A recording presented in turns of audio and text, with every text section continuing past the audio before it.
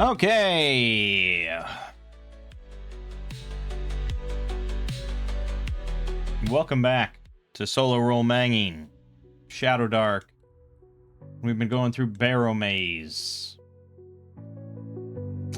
We are loaded with treasure. We are ready to leave. Get back to town. Sell all this shit. I finally figured out what these X's are. Also, I switched to this different map, but I finally figured out what these X's are based on a comment that I saw on a post somewhere about how many, like, traps are in Barrowmaze, and I'm like, okay, I haven't really encountered that many traps. And then I was like, well, wait, there's those X's. Are those meant to be traps? And apparently, yeah, that's just, like, standard map iconography that I was not aware of because I haven't read many, looked at many old school maps, I guess, that actually use that. Usually, like, newer stuff just mentions traps.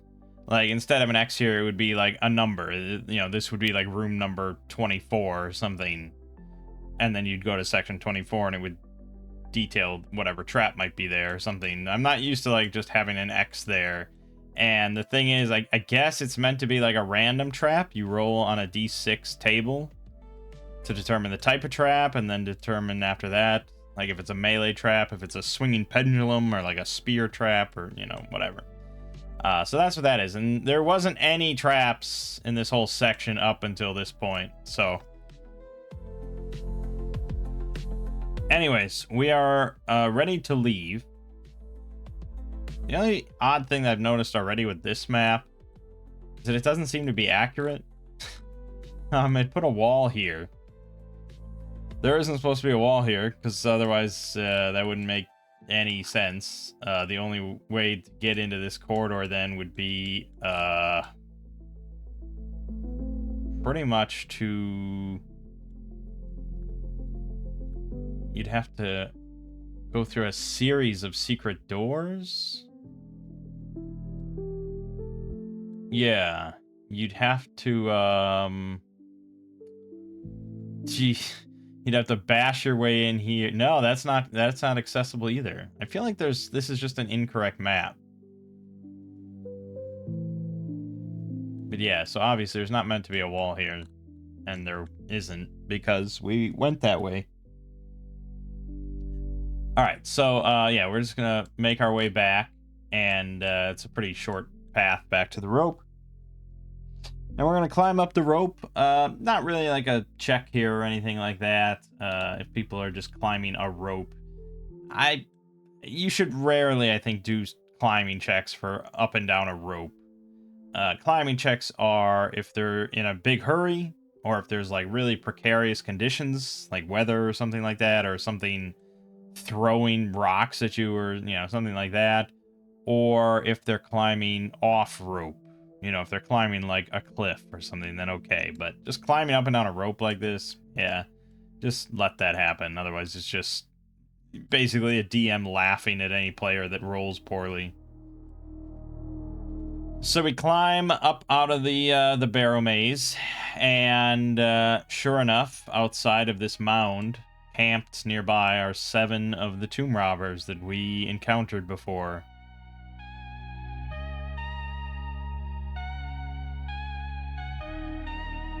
And I don't know, is our treasure really visible? I guess that's the question. We survived. They might assume that we found something. They might ask if we found anything. You know, gently kind of probing the situation. But I don't think any of us this is all in our backpacks and stuff.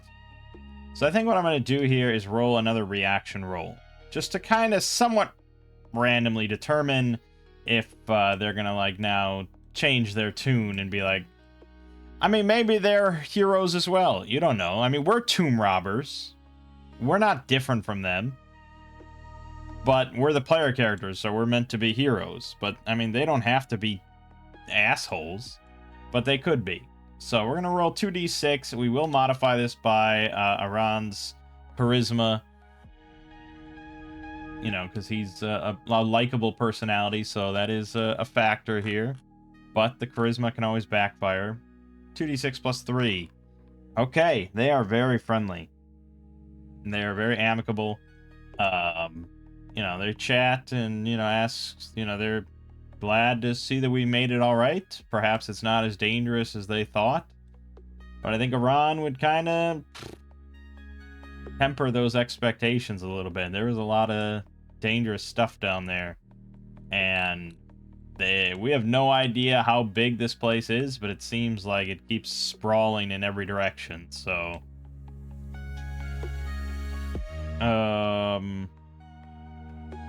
lot of really horrible skeletons. I think we probably tell them to like, we tell them about the sapphire skeletons, and like if you don't break the sapphire, you know, little tips like that, just among coworkers, you know, sharing a job space here.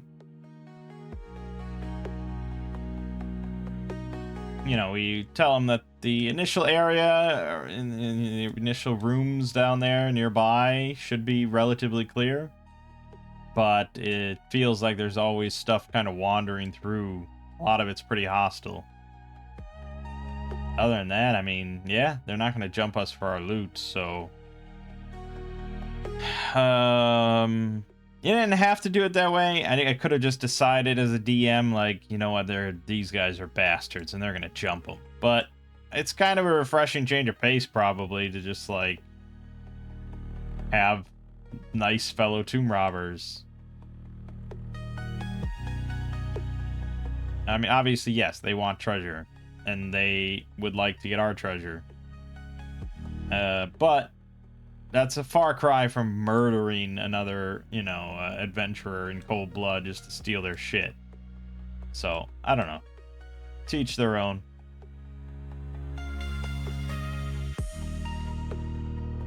Yeah, anyways.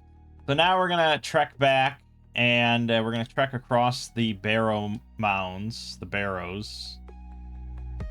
And we should have a general map. Yeah, here. So we're at 6, give or take, this 5-mile region.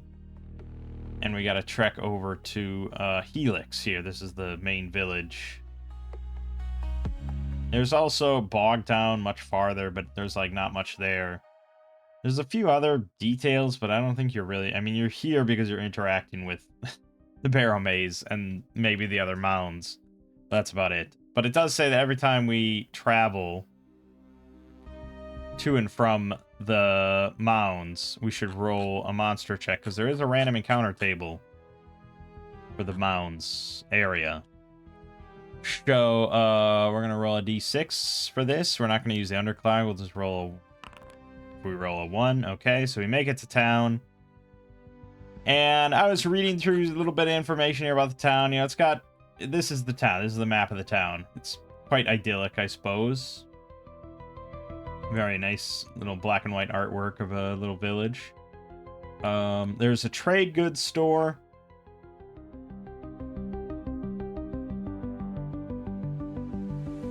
Which is obviously mostly like actual mercantile goods and things like that, but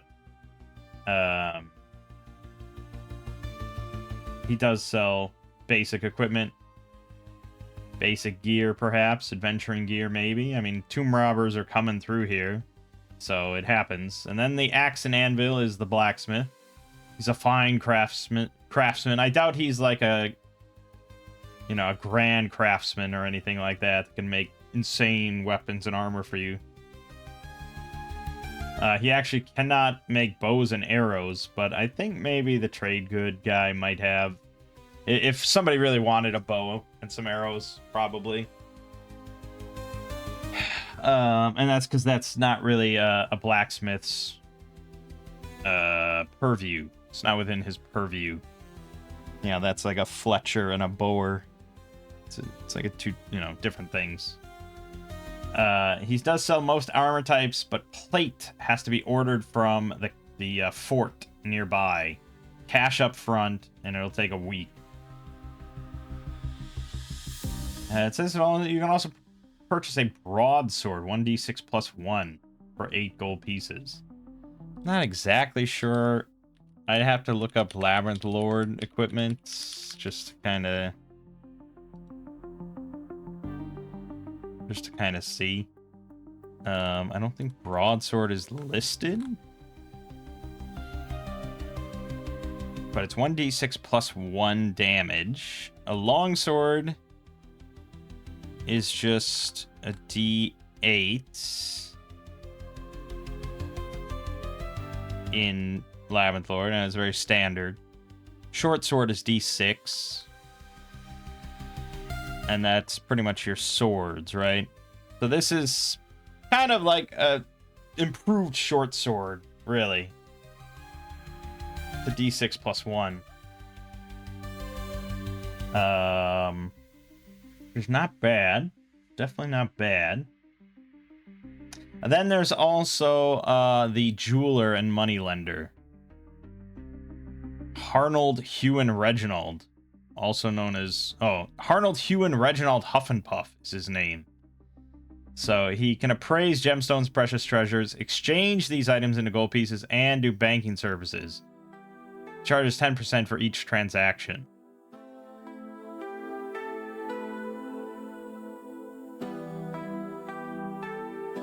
Pretty hefty. But I think there's definitely a lot of discussion about selling treasure, and there's a lot of different opinions about what it means when a treasure is listed as 500 gold pieces or something like that. Obviously, that's the amount of XP you're going to get. There's not really any discussion about that, although some people, I guess, do base the XP you get off of what you sell it for, but that does not seem to be the intent for most games. Also, this flask is done.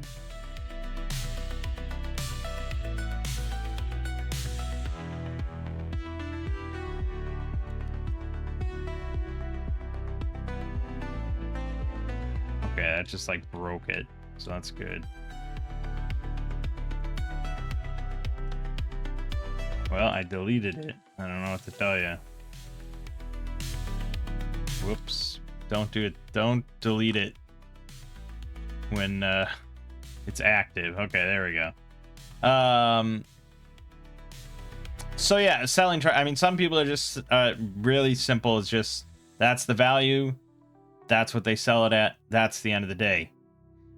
Some people say that... I said that the value is like the perfect max potential value you could get for selling it. Some people think that that's not the case. That the value listed is what you do sell it for, but it's not like what it could potentially be worth, because, you know, value is really sort of like hard to calculate for something like that, for like art and treasure and, you know, gems and stuff. It's like, it's kind of tricky, especially in an economy in a world like this of like, okay, what is this actually worth?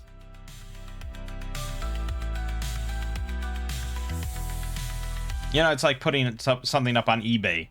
You know, you can put it up for whatever value, you know, you want, but it kind of comes down to what people are willing to pay for it. And then what people are willing to pay for it is essentially what it's worth, but it's, you know, because that's goes for practically anything. And what anything is worth is what people are willing to pay for. So, yeah, I think a lot of people don't really want to get into it, and they just like to simplify it. And so I would say that if you want it to be simple, then it's just, this is what you get for it. If you sell it, that's it. You know, bada bing, bada boom. And no amount of haggling or anything like that is really going to alter that to any degree, because we just want this to be simple.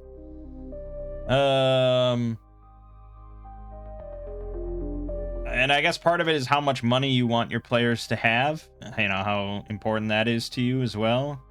Sort of depends. I think this is kind of a decent guideline, though. This guy charges 10% for each transaction. So I think if we just deduct 10% off all these values, that's not ridiculous.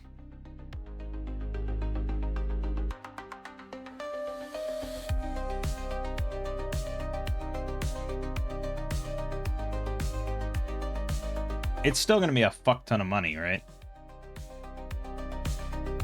It's still going to be a fuck ton of money. So let's just chop 10% off all these treasures and sell them to this guy. So that means that the sapphires here sell for 450. Now, if I click sell treasure, that's going to give me 500, isn't it? No, it didn't give me anything. Okay, well then we can just add 450. So we're at 558. And then chopping 10% off of 174.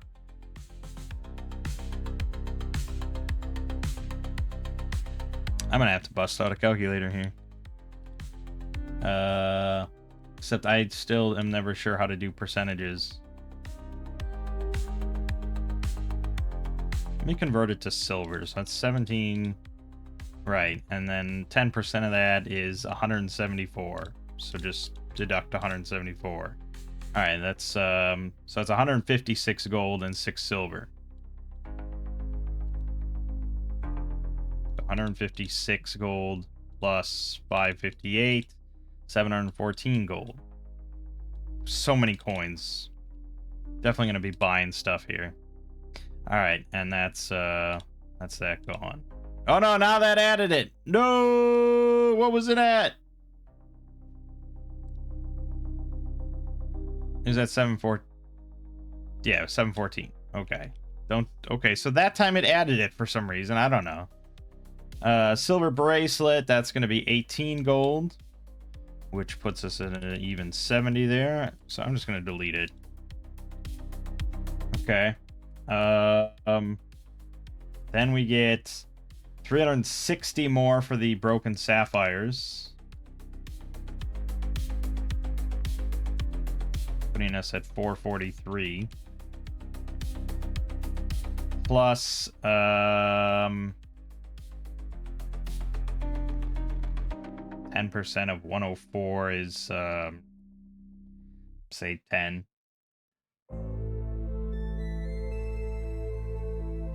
Yeah, just say 10. It's easy. I don't know. Go to 92, I suppose. Plus 92. 535. We have a lot of money. There's also the potion of clairvoyance. I don't know what it's worth. I don't think this guy will buy it anyways. I don't know who will buy this, so I guess we'll just hold on to it. Also, this is... I was testing something. Get that out of here. It's kind of bogged down with loot. Oh, because most of it's coins. Yeah. All right, and then another platinum necklace. So that's 17 gold off. Well, again, like the same numbers. 156 gold and 6 more silver is 233. And that is all of our treasure sold. We have a fuck ton of gold. Okay, so I think we're gonna spend a week here. And we're gonna get plate armor for those that can wear plate armor, because that sounds good to me.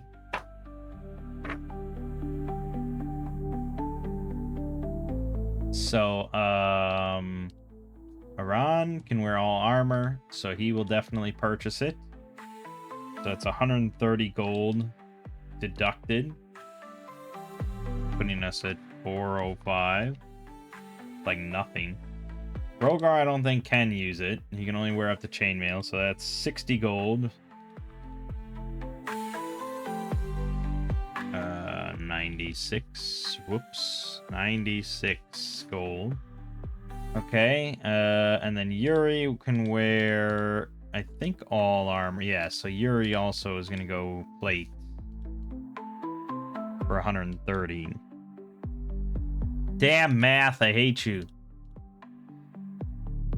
Yeah, I was not a math guy in school, obviously.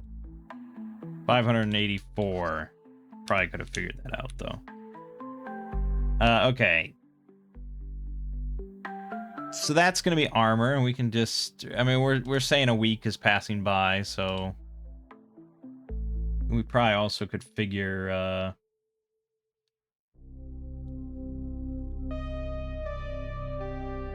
room costs and food costs and stuff, but we're selling some armor here, so we won't sweat it too much. Leather deleted. Plate. Rogar. Chain.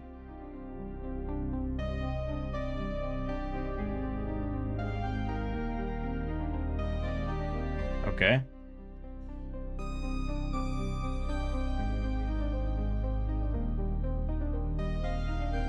Could have gotten mithril as well. Could have gotten mithril chain for 240. Which is like, what else am I going to spend my money on if I can't buy magic items or anything? Kinda seems like the way to go. Yeah, let's go with mithril chain. At least. So delete that. Mithril chain. Excellent. And so that's going to be an extra 180. Drop this down to 404. Okay. Now, mithril plate. Woo! I mean, honestly, I feel like in a normal game, I don't know if I would just allow you to buy this out in the boondocks from a fort or anything. Seems kind of rare. Or it would take like a long time for you know, to go off to like the capital or something and you send it back and get it made, and like it would take like a couple months in game or something, but you know. But okay, so mithril plate would cost an extra 390. And again, like, I don't know what else I'm going to spend money on, so why not? Which is already a problem if you're just like, I don't know what I'm spending money on. And we're not even level 2 yet. You know, like, we barely explored anything. There you go, mithril plate. And this is a classic sort of OSR kind of problem. If you don't base your gameplay around the idea of domain play. And if you look at Shadowdark, it's like, I don't know what they expect you to spend your money on. It seems kind of insane. This is the most limited for a game, especially a game based around plundering dungeons in search of treasure. And you get XP for treasure. It's like, I don't know, what did they expect you to do with all this hordes of money? I guess carouse. That's the whole point. Like, you just carouse, you throw away hundreds and hundreds of gold in order to get extra XP. And I didn't want to do that, but I need, yeah. If you're not doing carousing, if you're not allowing that, you either have the reserve XP fund, which I'm not going to bother with. And you either then have to look to domain play and like, okay, you're going to start saving up thousands and thousands of gold to build your fort someday and your army. Or I'd probably look towards purchasing magical equipment or something like that. I mean, yeah. Otherwise, like, why are we adventuring? I feel like I could retire. These 4 characters could retire. You know? I don't know. It's a tricky thing.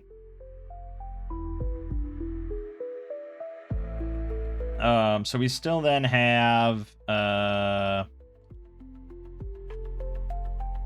400 gold on Yuri. Yeah, we're still looking at like, geez, nearly 600 gold pieces that I'm not sure what to do with. I guess maybe also buy mithril plate mail for Yuri and call it a day. And a shield. So, yeah. Again, mithril plate is 720. Which I think we'd have just enough. Let's see here. 404 plus 70 plus 15 plus 96. It's 585 plus with our silver converted, that's 43. I don't think we have enough, actually. 628, yeah, plus 5. No, we do not have enough for mithril plate.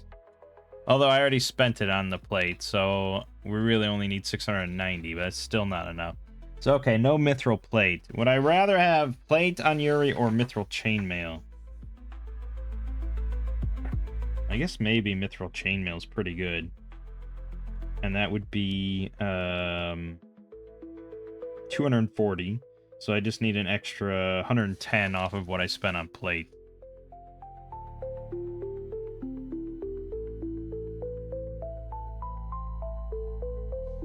Okay. Just decking yourselves out in like the best possible equipment. We're not even level 2. It's a little ridiculous. I don't know what to make of it.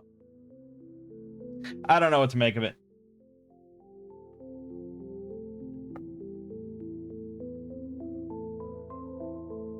And again, these values are of gold and everything. It's all pretty close to Axe, and Axe has, I mean, is based on fighter progression and everything. So if I had run this whole thing with Axe, you know, 2nd edition, whatever, we'd have that much gold, and our purchasing power would be roughly equivalent.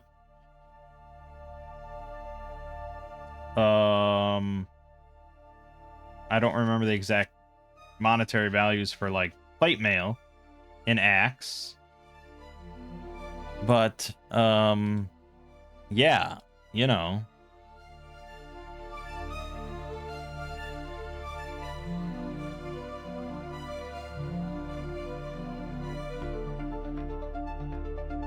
So plate mail in Labyrinth Lord costs 450 gold, which is a lot more. Whereas in BX D&D it costs 60. And in AD&D, 1st edition costs 400.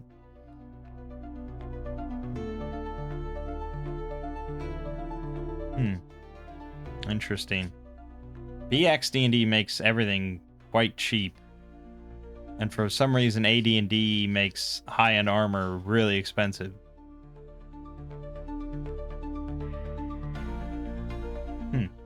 Alright, then we can also buy a shield. I guess I might as well buy the round shield, right, for 15 gold. So there you go. And that brings us down to 279.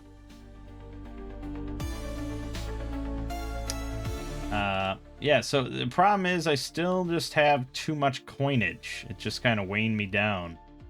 I think he can convert silver to gold, but he'll charge 10%, but I think it's worth it. So, 10% of 233 will round. Let's round just for our own sake. So, subtract 23 from that. It's 210, and that's 21 gold. So we'll just do math. 117 is my new total with no silver. Okay. And then, oh boy, 10%. Again, I don't want to get into copper or anything. So we'll say he deducts 21 off that. Okay, 187. So that's 18 gold, 7 silver. And that puts us at 88 gold there. Still have quite a bit of money. A little bit of coinage, quite a bit of coinage, but I think we're in a better shape. We can carry 3, 7, 12, 14 more slots of treasure or goodies. So I think that's all right. We'll fill back up on crossbow bolts, which technically 20 of them is a gold. So I don't know how much you want to figure for 4 of them, but we'll just pay us silver. And then the last thing that might be of use would be a bow and arrow for Rogar, but he doesn't really have room for it, so fuck it. Fuck it, I say.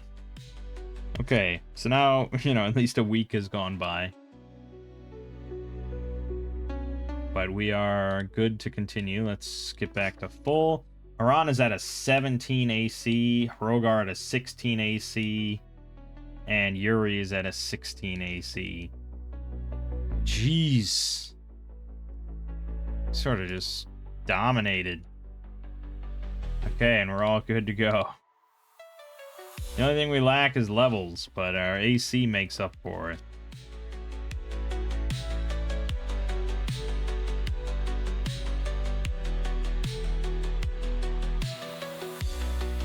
Yeah, I mean, let's just pretend. Let's just pretend, just for a moment, that I continue to go delving and I got really lucky. I beelined for some insane treasure hoard and I did something really clever and I got the whole treasure hoard and we got out of there. And now I have, let's just say, 10,000 gold pieces. If I pool all my money together, I have 10,000 gold. What the fuck does Shadowdark expect me to spend that on? Even if you consider carousing. I mean, let's look at the carousing table, shall we?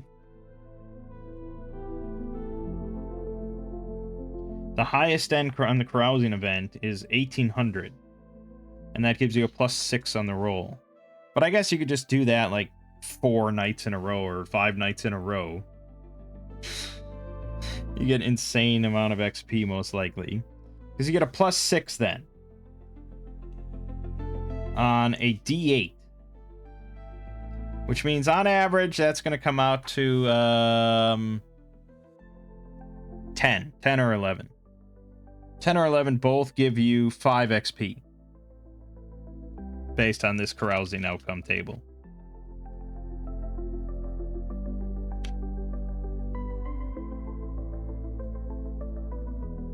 And you can't get less than 4 XP actually. Even if you roll a 1 on the D8, you're still getting 4 XP.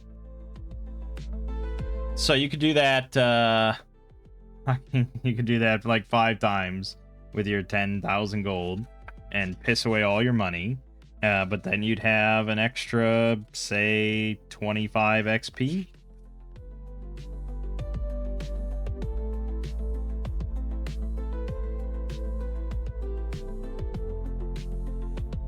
And I need to find like the level advancement chart or something, because I don't really even remember where that is.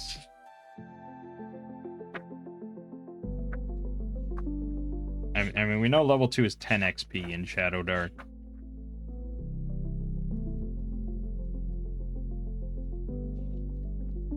Alright, so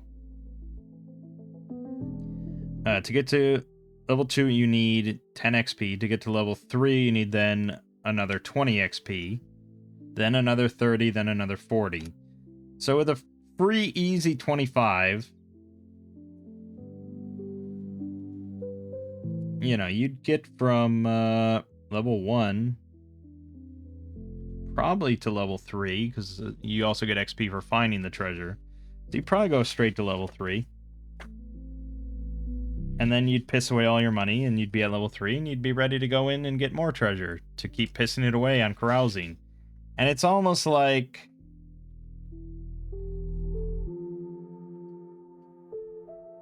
It's almost like, an MMO or something, where it's like you're raiding or whatever in order to get better gear so that you can raid more and do better raids to get better gear. And it's just like, that's the cycle. That's the gameplay loop.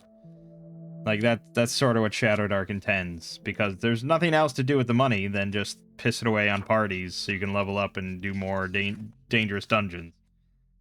And that's why I think domain play is like such a fascinating and, I don't want to say pivotal part, because obviously plenty of people can enjoy just going through dungeons over and over. But yeah, Shadowdark does seem like a system for like the first third of your campaign. Again, looking at Axe, it's like this is the adventurer system. and it just doesn't have Conqueror and King part of it. Anyways, so we're good to go, and we could go back in Barrowmaze, but we're gonna switch, and I thought about just restarting everything, but we're gonna keep with these characters because I want to see if we can actually get to level 2, which would be quite cool.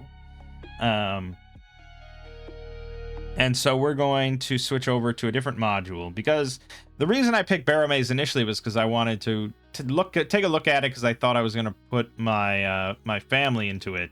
But then the more that I ran through this and the more that I thought about it, I was like, this would be really a disastrous fit for Shadow of the Weird Wizard. Shadow of the Weird Wizard is based very little around dungeon play. Just because the characters, even at level 2 or something, are very much superheroes and they're not gonna be bothered by the cramped kind of survival horror atmosphere of a dungeon. And they just have so many tricks up their sleeves, and their power level's just way too high, and I'd have to throw like 15 enemies at them at a time, and it just is kind of weird in a dungeon. And I was like, I just don't think it's a good fit. So I'm gonna be doing something quite different instead. But you know, like I said at some other point, like, I'm trying to get some other friends to try D&D for the first time, and I've done a lot of agonizing over, like, what the fuck should I run for, like, someone's first experience of an RPG. Like, it seems like a lot of pressure. Losing the TTRPG virginity. Most likely, I'm going to run Shadowdark and run the Black Worm of Brandonsford, because I have run that before, and I know it's really good, classic, solid, like, mini hex crawl that has everything you want in it. But, you know, a lot of people recommend, like, Keep on the Borderlands as, like, a classic. Like, so many people got their start in D&D with Keep on the Borderlands way back in the day, and it's, like, quintessential D&D. There's a keep, it's on the edge of the frontier, it's on the edge of the Borderlands, and it's core kind of concept. There's a home base, and then there's dangerous caves nearby that have to be plundered and looted and contain all sorts of wild monsters and creatures. But a lot of people nowadays say Keep on the Borderlands doesn't really hold up that well. And I haven't read it, I still haven't read it. The format just kind of looks blah to me. It's just so old and archaic. But there are obviously a lot of similar concepts that have been written more recently.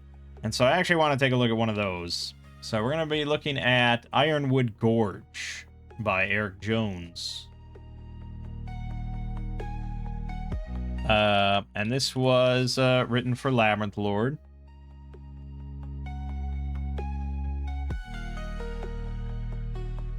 And we've run at least one. We've run at least one Labyrinth Lord adventure. We did Shadowbrook Manor or whatever, and I thought that was kind of fun. Although when I ran it for my family, it was a fucking disaster because they were just so bad. Where they're just like, we're gonna fight this guy, and we're gonna fight this thing, we're gonna punch this, and then they die, and it's like, oh, this sucks, this is stupid. But anyways, that's neither here nor there.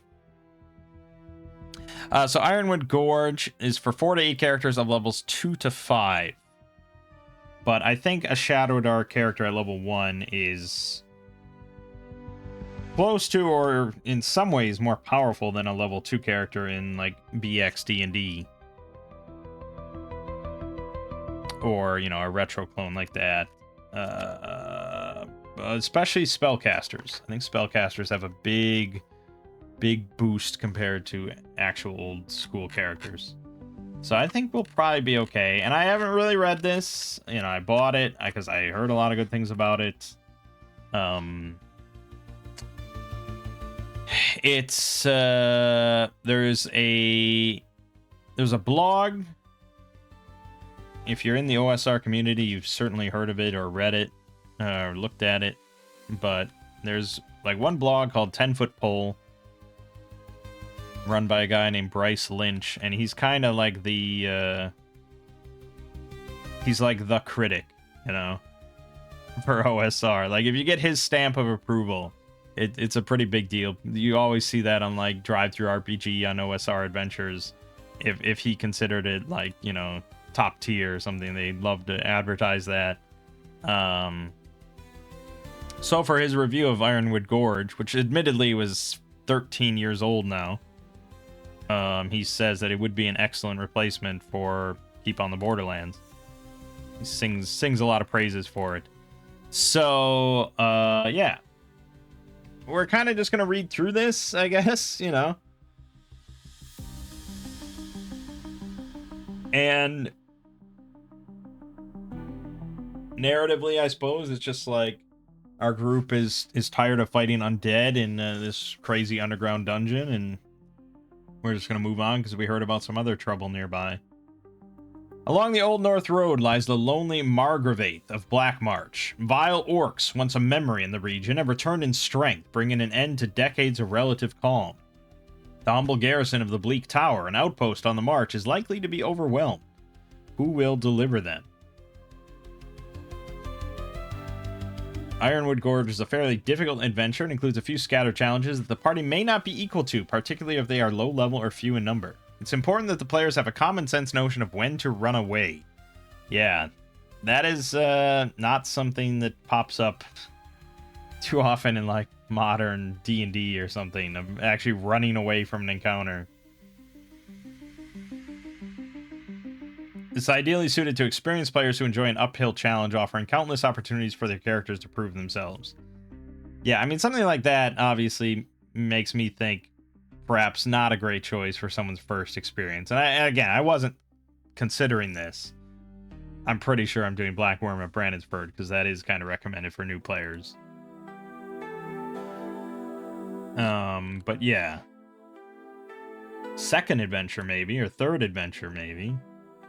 Alright, the Bleak Tower rises before the approaches of the Old North Road, a monument to the bygone days of Empire. There are but whispers of its long and storied history, a colorful succession of tenants both celebrated and infamous. It was the corrupt sorcerer Stigiswart who last possessed it, led to the province of Blackmarch by rumors of subterranean roads, paths to the deep forgotten parts of the world where one might commune with dark powers. Stigiswart thrived for several years until the arrival of the famed adventurer Umathus and his confederates. They wrested the Bleak Tower from the sorcerer and drove out his vile servants. Umathus was made Margrave of Blackmarch and took up residence in the legend's Spire. The newly landed Margrave marshaled a garrison of able-bodied men-at-arms and secured a 100-mile stretch of the Old North Road, reopening the long-forgotten route to commerce. For a time all was well in the Mark, but as the years wore on, revenues from tolls grew thin and the need for military strength diminished. The tower garrison was wholly unprepared when savage orcs returned to the region. Many of the remaining men-at-arms were slain or deserted. A desperate call for adventurers has gone out. Who will follow in the footsteps of the heroes of old and deliver Blackmarch from the brink of doom? Orcs. Alright. Yeah, I mean, obviously fairly simple backstory, but this is only like a 46-page module. The adventurers have come to the inn at the foot of the Bleak Tower, weary from an arduous trek. Yet before the travelers can doff their heavy armor, a low and baleful sound arrests their ears, a horn calling a long, chilling note from the edge of the wood. The tower bell rings the alarm. The gate is pried open by a pair of guards, who shout for those at the inn to take refuge in the stout walls of the tower. Just then, a pack of 8 war dogs charge out of the forest. So AC of 13... Hit dice 2 plus 2. So you're looking at 11 HP. Or 10 HP, I guess. Yeah. 2d4 damage. Come frothing mad at anyone they catch in the opening. The innfolk have only 2 rounds before the dogs are upon them. The player characters can stand and fight if they like, but may be overmatched, as 16 orcs are not far behind. They come howling out of the wood, arriving in the 4th round to hurl torches upon the thatch of the inn. The guards loose missiles from the tower windows, but to small effect. The orcs linger for a round or two until they are sure of the inn burning, then disappear back into the dark of the wood. Of course, the party just might be sufficiently powerful, ingenious, or lucky enough to turn back the raid. If they do, or if the player characters in any way flout the threat of orcs by camping visibly outside the tower, for instance, the orcs will return in a few days in greater numbers, roughly double. In the unlikely event that this attack is repelled, the orcs will have been put on their heels. They will remain holed up in their caves until they can return in strength. In the meantime, the adventurers have earned the right to do as they like. Yeah, fucking seriously. If you beat 16 orcs, 8 war dogs, and then like 32 orcs. If you can beat 32 orcs, yeah, you've earned the right. Alright, so let's run this, I guess. So the tower bell rings out an alarm. We don't really have a map, I guess, of this spot. No, we don't. I don't think I got any maps or anything. Like a hex map or, you know, like a region map or anything. Doesn't look like there's anything. Let me...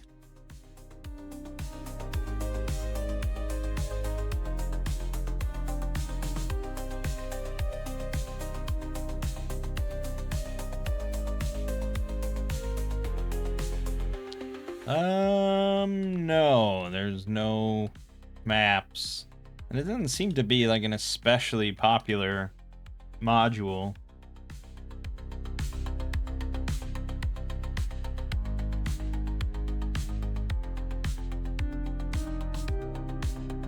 Okay.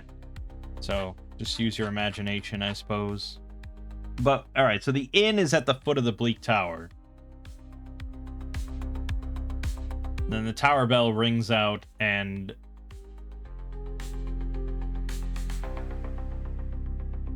there is a gate. Yeah, okay, so there's walls around the tower, right? And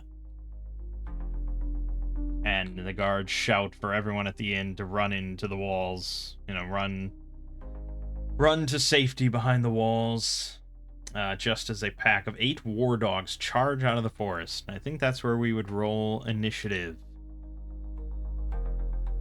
So, I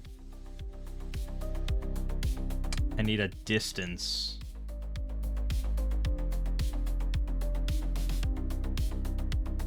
Probably not that far, right?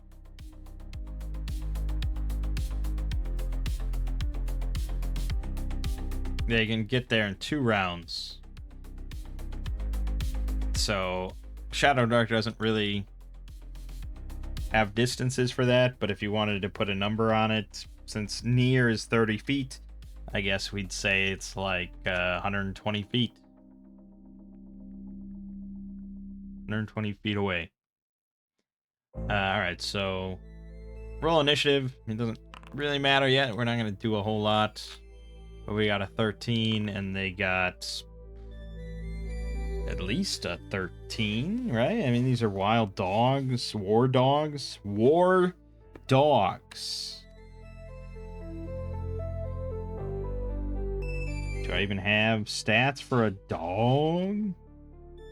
Probably not, but I certainly have stats for a wolf. And that's close enough. Yeah, wolves have +2 dex. And they are hit dice 2. They are... Yeah, and we can just use stats for wolf, I think. They deal +1 damage while an ally is close to them. Pretty dangerous. Alright, so they go and they move 60 feet. Technically, wolves actually have double near move. So that means that they move 60 feet normally. 120 if they do their whole round. So I guess maybe it's more like 240 feet away, which seems kind of far. But sure, 240 feet. So now they're 120 feet. And we have to decide if we want to run into... run behind the walls, But I think we kind of have to make sure that all these civilians get in because we're heroes. We're the goddamn heroes, as far as I'm concerned. So, you know, I think we'd keep a lookout to see if everyone around us is making it in. If anyone needs to be carried in or something like that, or if anyone's stuck, I'd be keeping a lookout for that. But mostly, yeah, we need to concern ourselves with these wolves. And I'm just trying to decide if I can cast Magic Missile 120 feet.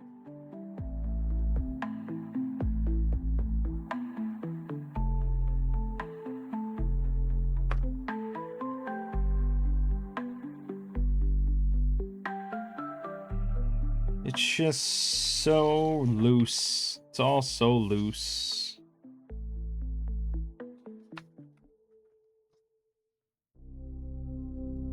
I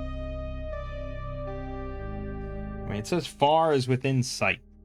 So far is not technically 60 feet, actually. I mean, sometimes you do adjudicate it that way because you can move twice, and if something is, you know, if you're in a dungeon and something is not technically near, it's further than near, you might just say it's far from you, like a zone. And so moving twice allows you to go far to get to that zone. But it's not technically 60 feet, it's technically within sight. So yeah, Magic Missile counts. So we're gonna try and ping one of the wolves here.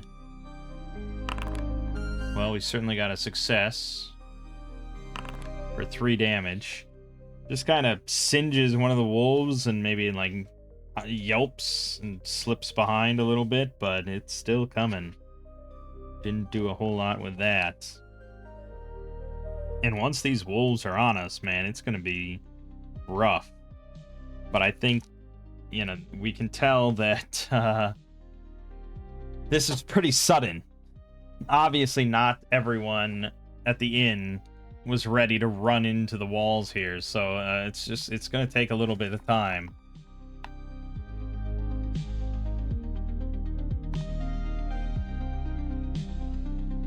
And there are archers shooting from the tower windows, but doesn't really do a whole lot. The wolves are very fast moving targets.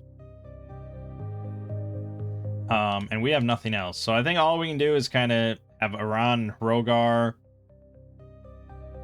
you know, bunker up with their shields. I guess Yuri can fire off a crossbow bolt at the same wolf that I hit. That is a hit for 6 damage. That's a definitely much beefier hit. That thing's got 1 HP. So, we will say that that one can roll morale. Okay, it succeeded, so it's fighting on. It's bloodthirsty. So yeah, they're gonna kind of bunker near the gate, and Aran and Rogar in front of them, shields up, and with like a readied action to attack any wolf that approaches them. I don't know how much time we have to buy these innkeepers. I guess I'd roll like a d4, and we'll see. So right now, this is how many more rounds until all of the people are in. Okay, 2 more rounds. We gotta hold them. Okay. So, new round, new initiative. We got a 13. They got a 17. So they charge in, and they spend their whole turn doing so. So they're gonna get up to us. But Aran and Hrogar are going to get some free attacks here. So Aran will take a swing at one. Crit. For only 5 damage, unfortunately. Really low roll there. That would have been nice. But we do get a luck token. Give it to Trepa. For now. So 5 damage on that one. It's got 5 health left. So Yuri will try and take a shot at it. Hit for 4 damage. It has 1 health left. Trepa will magic missile it, I guess. Success, it's dead. And Hrogar swinging at a different wolf that approached. 8 damage. Alright, we are... Everybody did well. Shockingly. Some very good rolls there. So... We definitely killed one. And I think one is at 1 health, and one is at 2 health. And then there's 5 are uninjured, unfortunately.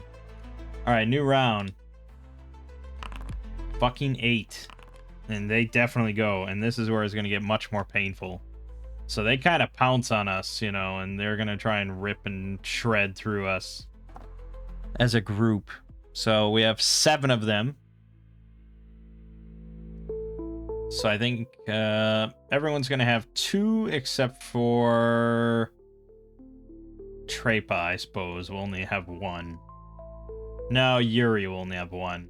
Because Yuri is wearing some nice armor. But these 2 are in the front, so they're going to definitely take 2. And Trepa looks kind of vulnerable, so she'll take 2. Alright, and these are +2 on the attack, D6, because I'm following just wolf stats here. So against Hrogar, +2, that is a hit and a hit. So he's going to take 2d6 damage. 9, he is down. That is bad. Against Iran, we have a miss and a miss.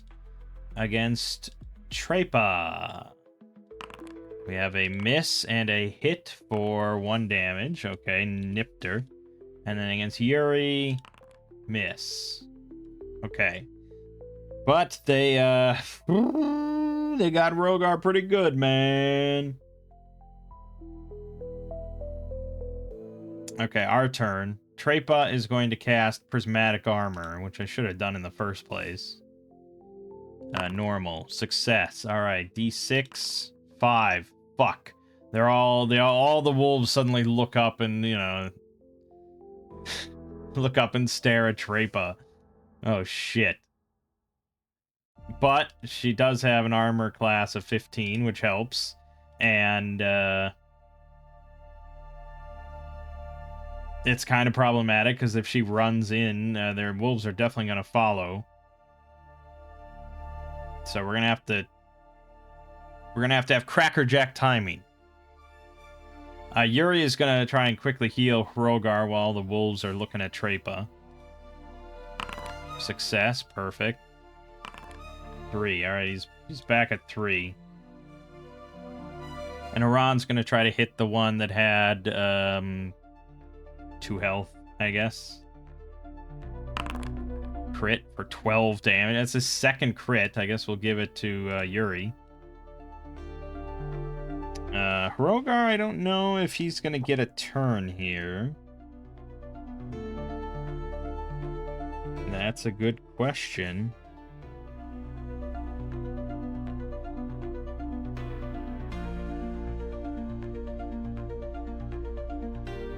Does not say. Oh, it does say a character who goes above 0 wakes up and is no longer dying.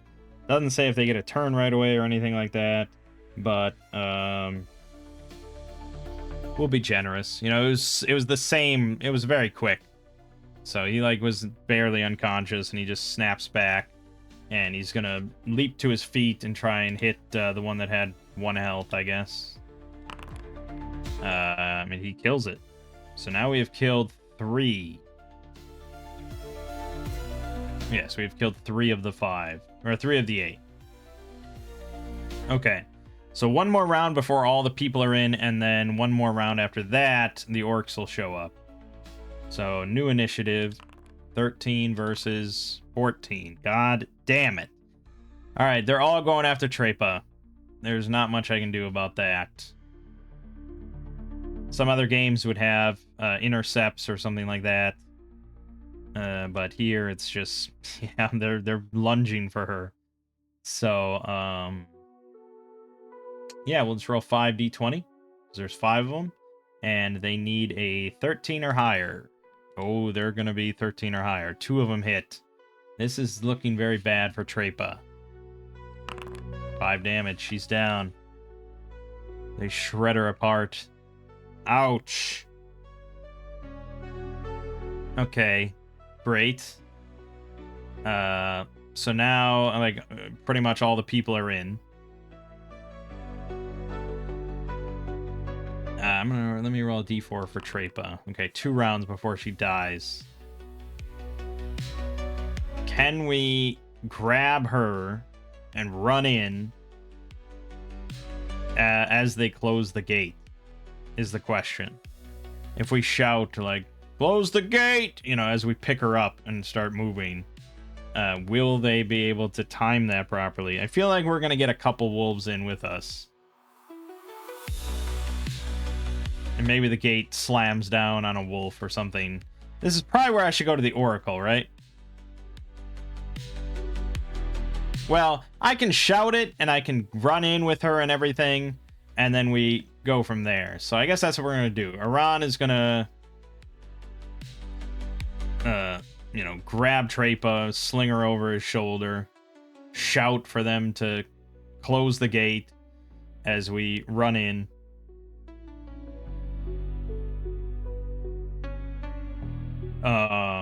And then once we're on the other side there, Yuri is going to cast Cure Wounds on her. Failure. Thank God we got the luck token. Success. All right. Heal for 2. Not great. And Hrogar is going to swing at another wolf as we move in. All right, he misses? Probably? Yes, he does miss. Okay. So he takes a swing at one, and it kind of, you know, leaps back, barks at him, or whatever. I'm calling them wolves. They're war dogs, specifically, but whatever. All right, so now we have to decide how quickly they close the gate. And how many, if any, wolves get in on the other side. So I think first question is, does the gate close before all of us are in? And I think that's going to be the least likely. So we're going to give this disadvantage if it, like, closes and Hrogar doesn't make it in or something. So this is going to be 2d20, and we're going to take the lower result towards no. Okay, 13. That is still a yes. Okay, well then that solves that. So Hrogar took the time to swing, and that kind of slowed him down and threw him off balance a little bit. And the gate, they were very quick on the draw, ready to go. So Trepa, Aran, Yuri got to the other side. Hrogar, not so much.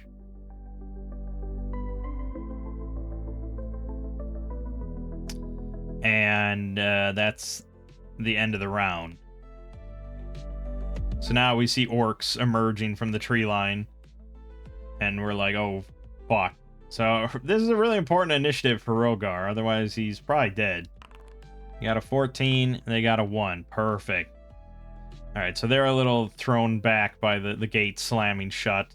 Hrogar is as well, but he's quicker on his feet. His only option now is to climb. He's going to have to climb up the gate, climb up the wall, and climb over the wall. So now we have kind of a more intensive climb check.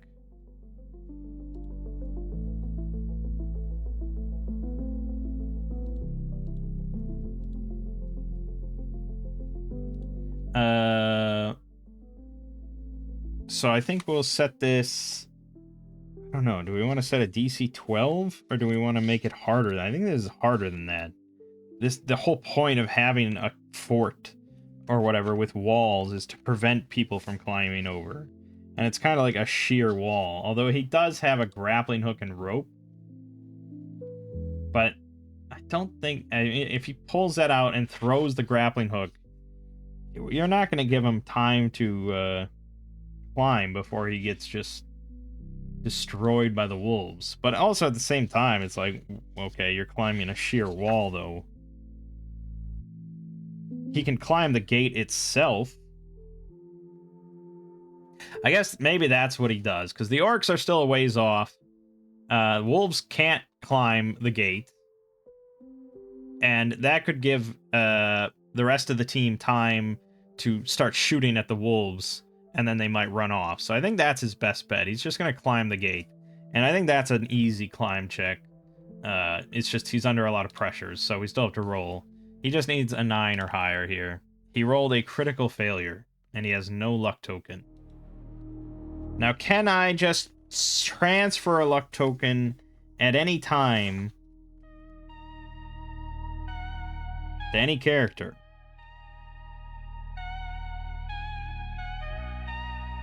The book just says you can also give your luck token to a companion. That's pretty vague.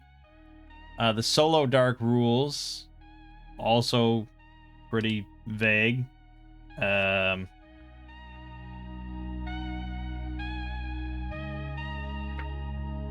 It just says if you roll a natural 20, gain a luck token. You can have as many luck tokens as you have PCs in your group. So I don't know how fluid it's meant to be. Of just handing out and moving around luck tokens.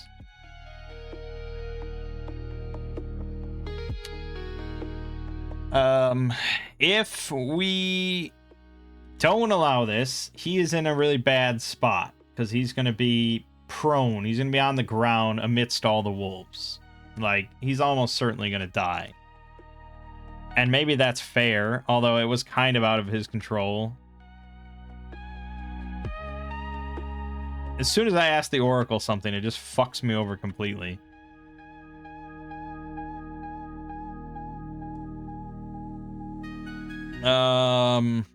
Also, it's a critical fail, and I don't think... Well, the book actually doesn't care about using luck tokens on that.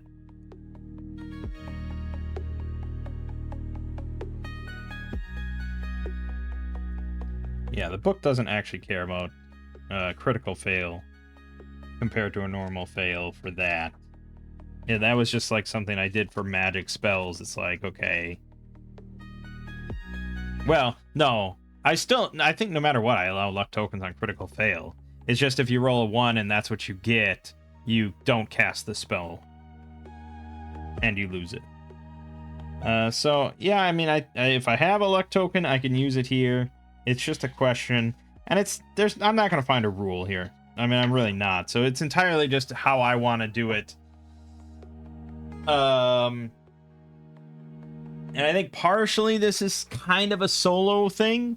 Because I don't know if I would allow it at a table. And I suppose that's the real tricky thing. Is if this happened and I was DMing for a group of 4 and Yuri, for whatever reason, had a luck token, would I allow her to spend it to reroll Hrogar? I mean, the rules are kind of clear that you spend a luck token to reroll your own roll. It just says you can give a luck token to a companion.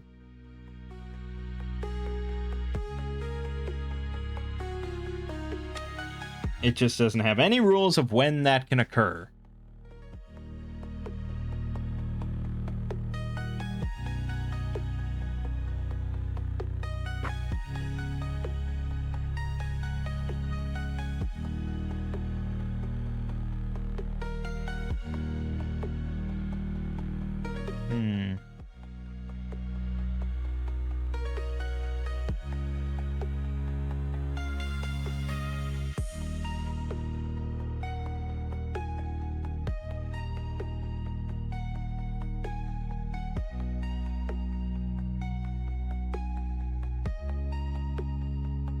It's kind of a... I mean, it's a very gamey mechanic no matter how you cut it.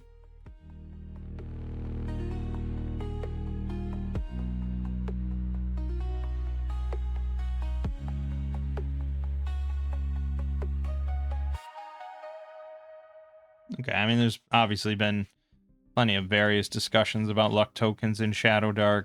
Some people really hate it. Some people love it. Blah, blah, blah. Not a whole lot of discussion about sharing it and, like, the specifics of where you can share it. So at the end of the day, I'm gonna have to just make a ruling here for solo play and sort of as an extension to group play. If I was playing with a group, if I was DMing and they wanted to spend it, I guess I don't... Yeah, why wouldn't I allow it? They're losing the luck token. They only are going to get so many. And if a player is generous enough that wants to spend their luck token and give it to someone else to help them out, why not? I mean, this is a somewhat casual game, Shadowdark. Not immensely, but somewhat. So, yeah, fuck it. Yeah, Trepa. There you go. Gone, and then we re-roll our strength check. Still might fail. Okay, we succeeded. Alright, so we climb... Hrogar climbs up the gate, and he's kind of like clutching onto the top of the gate there. Wolves are snapping at his ankles. But it's still our turn, so Trepa is going to cast Magic Missile on one of them. Success. 3 damage to 1. Yuri's going to fire a crossbow bolt through the gate, through the bars. Miss. Aran could throw a javelin, but I don't know. Unless he... No, he's got a mace, so he can't really do much. We need a spear. This is spear strats. Why don't I employ more spear strats? Honestly, Hrogar should have a spear. He should be in the back line behind Aran when we do door strats and just be spearing stuff. Why am I neglecting that? We can make spear strat... We can make door strats even better.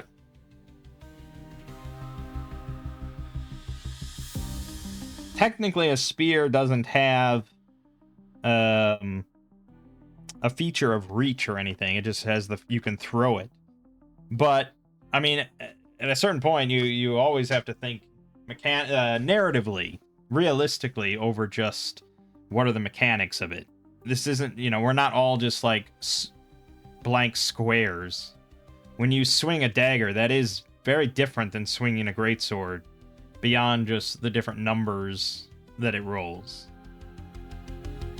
So a spear, I feel, could stab through the bars here, whereas a mace, definitely not. And that's not represented on the equipment list in any way. That's just knowing what a spear is and how it operates within a fictional world. Or a real world. Anyways. It's a minor squabble. So then the wolves, yeah, they keep trying to bite at Hrogar on their turn, but they can't get to him. The orcs continue to close in. And I think they're,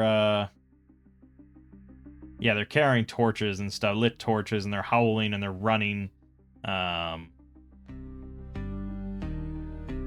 they're pretty determined to rush towards that inn.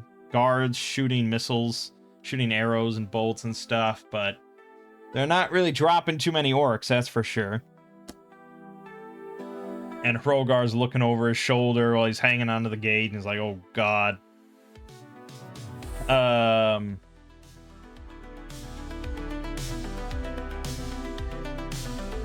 And let me roll another morale check for the wolves here, because they're getting pelted by magic missiles and stuff, and there's no easy food anymore.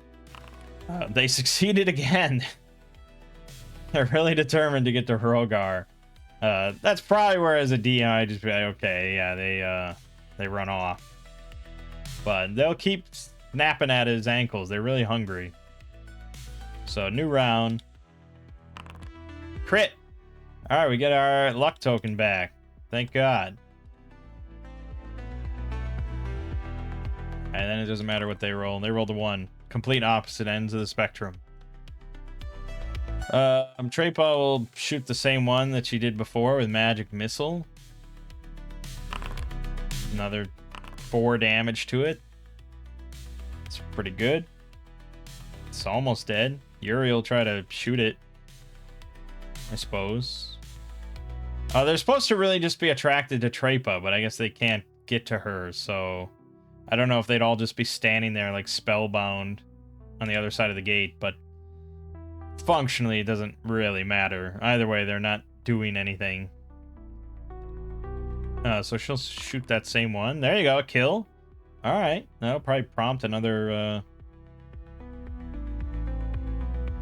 morale check for sure. The orcs then make it to the inn and they throw their torches onto the thatch of the inn. It just erupts into flame. I guess it doesn't erupt into flame, but it's not covered in fucking grease. But yeah, it definitely lights on fire in multiple spots.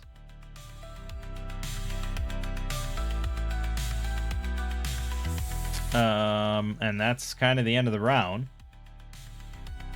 D20 for morale. They succeeded again. I think, yeah, at this point, I feel like I'd really just kind of fudge that. I don't know. Or they should suffer a pretty big penalty at this point. I don't know. It's kind of wild.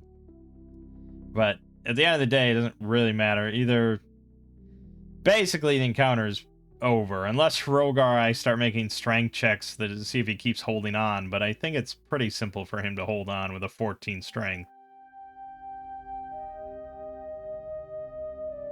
Now, you could rule that the orcs start, the orcs see this guy hanging onto the gate and they attack him. They throw hatchets at him or something like that. I mean, you could make that argument.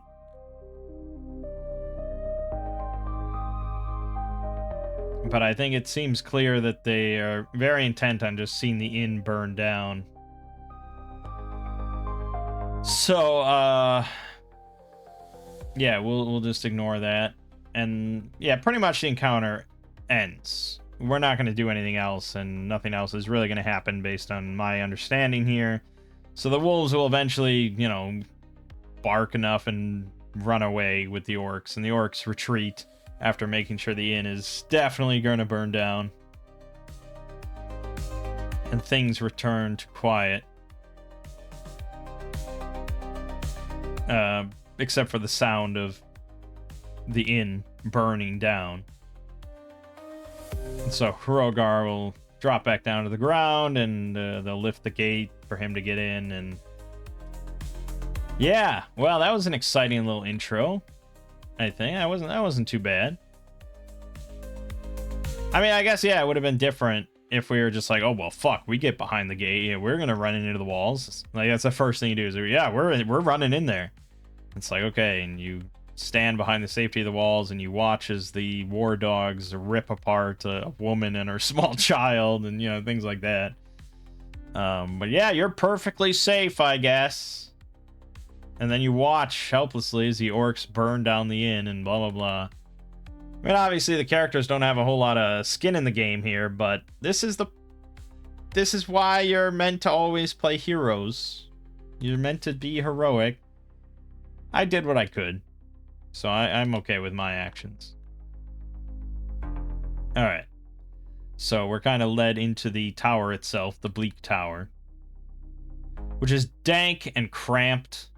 We smell a stew of livestock, roasting meat, the whiff of chamber pots.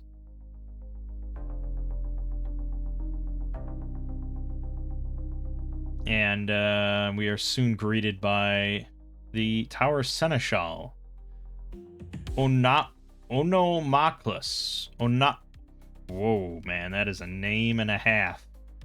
I feel like this should roll off the tongue easier than I'm. Onomaklus.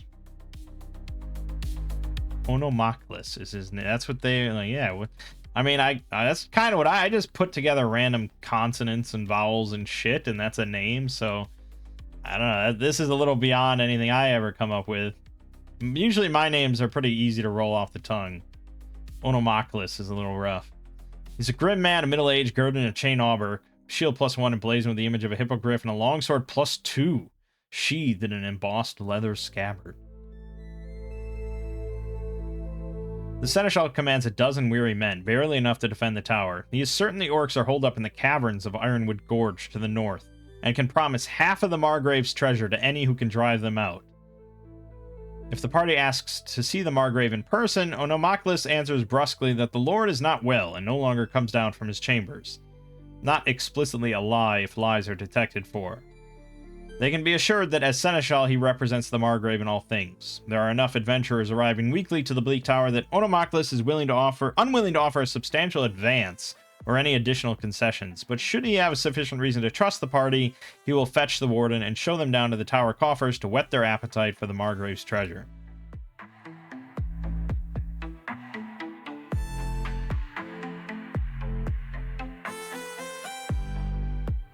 Alright, so yeah, I think he approves of our actions there, that we kind of fended off the war dogs a bit and made sure everyone got in safely.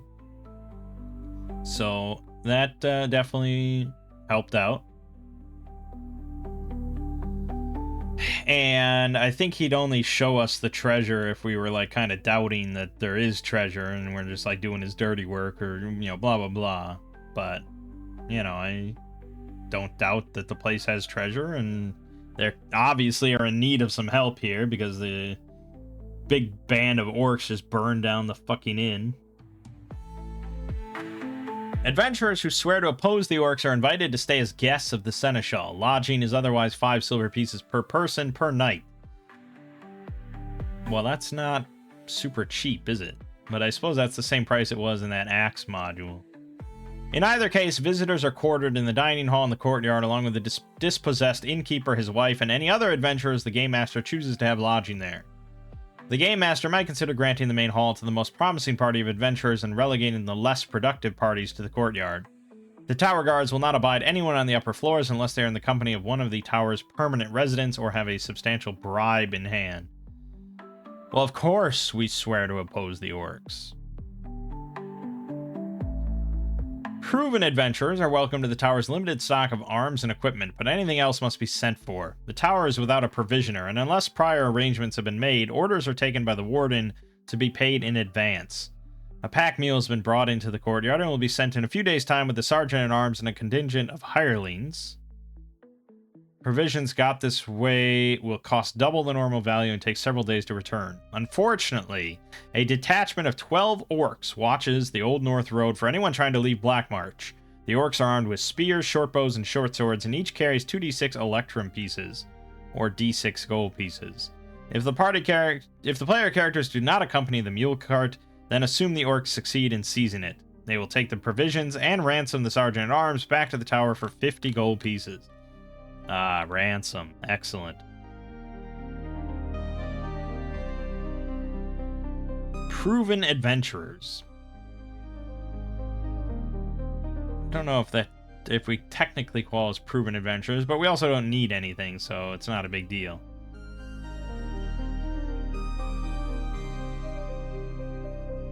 But yeah, I guess if I was running this and, you know, he trusted us or anything, he'd probably explain that. And you probably just kind of mention the pack mule, and they'll be sending that out in a few days and blah blah blah. So it's not like just out of the complete blue, because it does say party may volunteer and they'll get paid for it if they want to escort it. 10 gold pieces each. It's not very much considering we've been through part of Barrowmaze. But I mean, maybe if this is like your first thing you're doing, maybe you'd want 10 gold.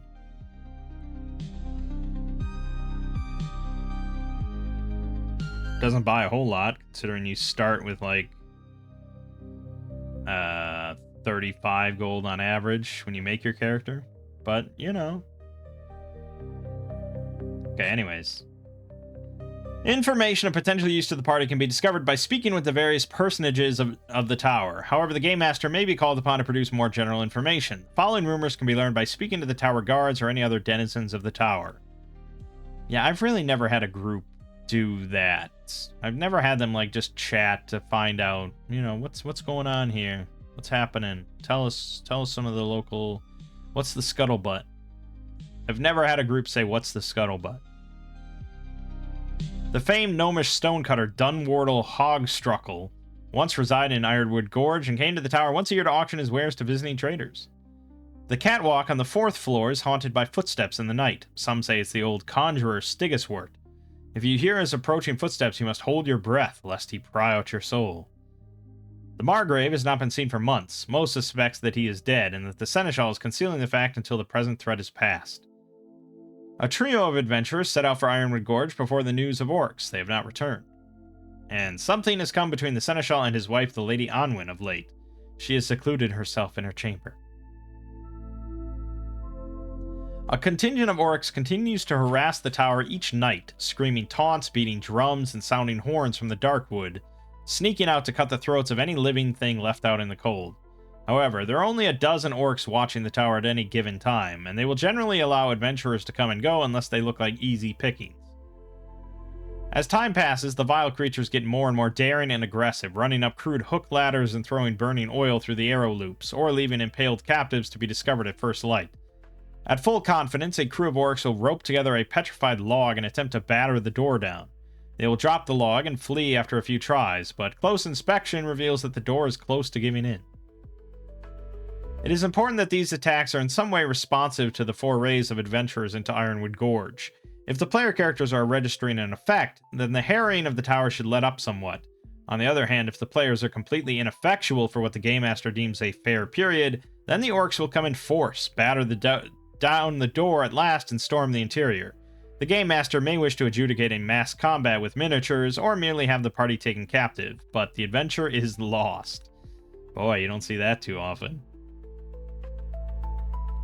Alright, and then you get a map of the Bleak Tower in all its glory.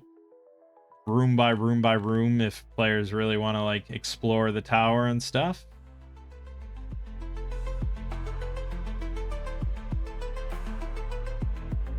So there's a vault in the dungeon down below. It can only be opened with a warden's key. And there's a row of metal coffers there. Together they contain 8,000 copper, 8,000 silver, 8,000 gold, and 500 platinum. This is the Margrave's treasure. Should the party eliminate the threat of orcs in Black March, they will be entitled to half the coin here. What the fuck? And 16 gems worth a total of 2350 gold pieces. A 3-foot tall polished statue of a hippogriff worth roughly 2,000 gold pieces, though difficult to move.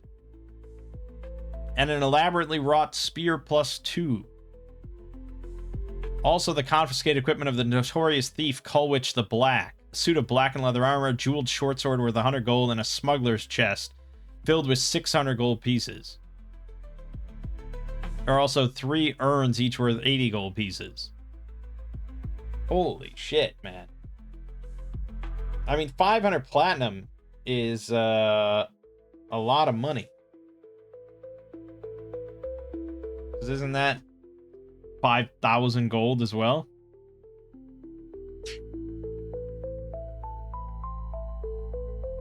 Shadowdark doesn't go into platinum, but I'm pretty sure that's the case. So that's just in coinage.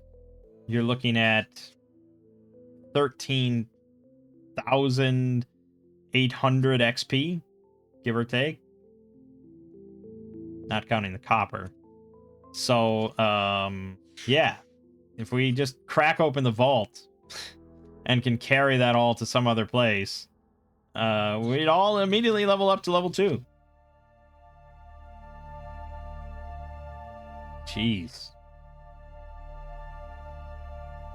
But so if we complete the quest, we get half of that, which is like, 7,000 XP from that, which is pretty good. Wild stuff.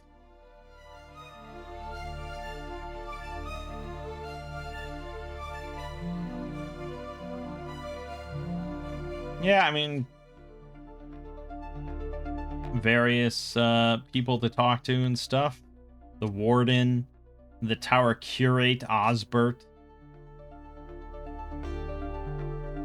Only too happy to bestow blessings on adventurers who brave the perils of the wood, but has been instructed to keep some of his powers in reserve in the event that the tower is stormed by orcs.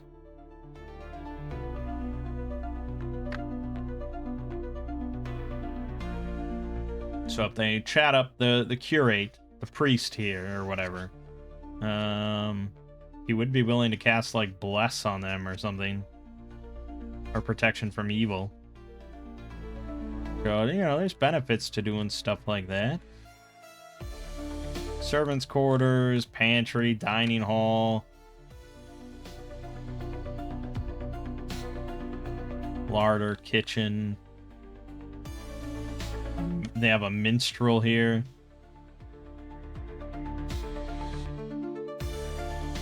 A buttery. Gotta have your buttery. Could have 2 butteries in your house, really. Then you have the private bedchamber of the Lady Anwin, daughter of the Margrave, wife of the Seneschal. Oh, so the Margrave is his father-in-law. Well, that's a whole extra little twist there. She's lived here in virtual seclusion since her father withdrew from sight. Her husband knows the cause of the Margrave's disappearance, but refuses to speak of it. Okay.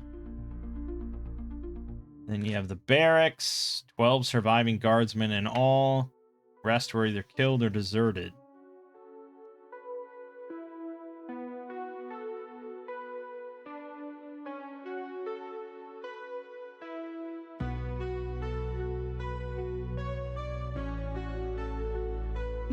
Yeah, I mean, there's a couple of fun things here. I could see players wanting to explore this whole place. But it take time. I mean, this is like a whole dungeon, but there's just no real threats. You just like going room to room and like, what's in here? Well, this is the gallery, and what's in here? Well, this is the solar. Oh, but the door to this room is heavy oak and it's been placed under a gate. Gaius? Only the warden's key can open it. This is the Margrave's chamber and is presently vacant.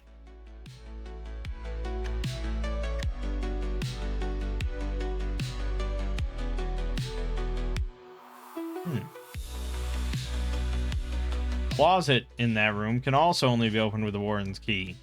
It's thick with cobwebs and dust. It was meant to store the lord's finery, but the Margrave, like his predecessors, used it to secret away his most valuable possessions. There are 2 chests here. Each is locked and fairly difficult to open. Both are equipped with poison dart traps. One contains 500 platinum pieces and 10 exquisite rubies worth 1,000 gold pieces each. That's 10,000 gold. Total of 15,000 gold in that chest. Jeez, man. If you loot this whole tower, fuck the orcs, man. You don't need shit. The other chest holds several magic user scrolls containing spells Confusion, Wall of Fire, Contact Other Plane, Disintegration, and Stone to Flesh. That's high-level shit. As well as a potion of levitation and a neatly folded displacer cloak. There's also an iron lockbox embedded in the wall with a glyph of warding, and the lock is exceptionally difficult to pick. Inside is a brass bottle. Any character removing the bottle's stopper is instantly transported to an isolated demi-plane. Well, don't do that.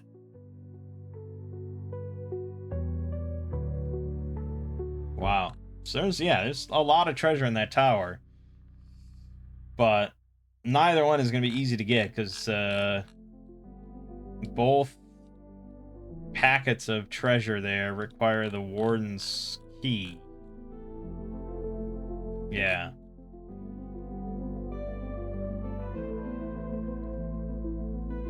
The warden carries an enchanted warden's key always in his offhand. Should he ever drop it, the key will be lost to him forever. To that end, he tightens a leather belt around his hand, particularly when he sets down to bed. Key is the only means of opening several rooms in the tower, including the dungeon cells, as well as the vault where the Margrave's treasure is kept, and finally the doors to the Solar Suite. So if he ever drops it, it's lost to him forever. Now, this is in Appendix C, apparently.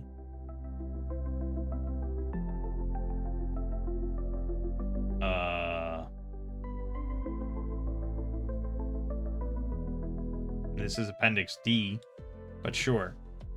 Warden's key is cast while touching any mundane key to a lock that fits it, blah, blah, blah. That key becomes the only thing that can open it again, blah, blah, blah. Additionally, the spell places a powerful Gaius upon the key. Its owner must keep it in his or her hand for as long as they wish to use it. If the key ever leaves their hand, it becomes immaterial to them as if it no longer exists. The same curse applies to the next one to pick up the key, and so on. Key must always be carried in the hand. Okay, so if he drops it, it just is like, it removes it from existence for him. and the next person who picks it up has the same thing. But for players, yeah, I mean, they would never know that, but I think you'd kind of have to point out that, like, yeah, curiously, he's holding a key in his hand. And what would be his explanation of, like, why he's holding a key at all time? Does he just say, like, oh, well, I put a magic spell on it? I don't know. Like, that's a little tricky thing for me as a DM. Like, how would I have him explain that?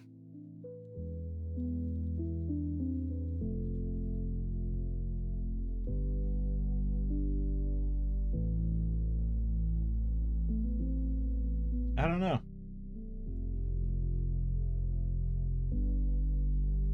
He's a haggard man of middle age, accommodating out of a sense of duty but wary of guests. Okay, so he... yeah, he's kind of a gruff guy, I guess, so he'd just tell you to mind your own business. I suppose. But then they'd become very interested in that key. They'd want to know everything about that key. So, and then they'd sneak into his bedroom at night to get the key, and they find it still in his hand with like a leather belt wrapped around it. Good luck getting that without waking him up. But then they just kill him because they're players and they don't give a shit, and they're not heroes and they're awful people and blah blah blah. Anyways, I don't think we're gonna do anything with all of that stuff because we're tasked with dealing with the orcs, and that's our goal. There's no direct path to Ironwood. I mean, we spend the night, obviously, because I think we want to heal back to full. So, full and full. There's no direct path to Ironwood Gorge, but it is found easily enough. One travels northwest from the tower, roughly 5 miles on the Old North Road, then turns north into the looming forest, which the locals call the Ironwood. The Seneschal is willing to draw a simple map and give advice about negotiating the ancient Weald. He admonishes the adventurers to be wary of cockatrices and fairy lights. The Ironwood is a foreboding place, marked by towering petrified trees hung with leafy lichen. The narrow trunks can be toppled on a successful bend bars roll, dealing 2d6 damage to any creature caught in the path that fails a saving throw versus death. Simply roll a strength check with a penalty of 12 added to the roll. Simply roll a strength check with a penalty of 12 added to the roll.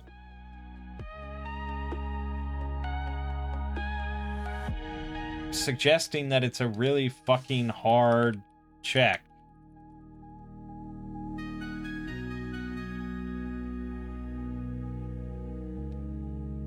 I don't know, I googled it, but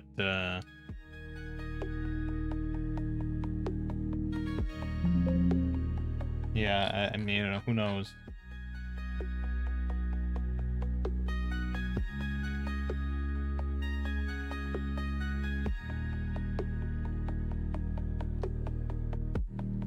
I mean, it doesn't matter. You don't have to look it up. They tell you what to do about it. It's a strength check, minus 12 to the roll. Whatever exactly a bend bars check is, who knows, but...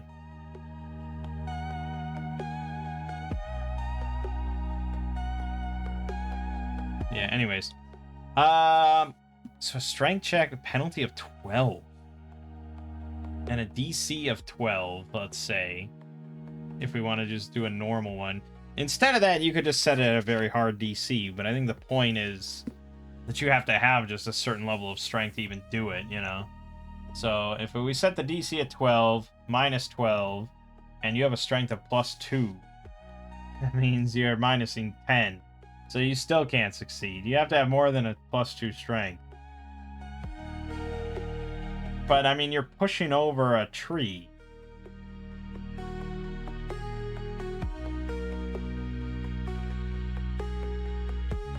I don't know, is Labyrinth Lord roll under or anything? Or is this written with the intention of rolling under?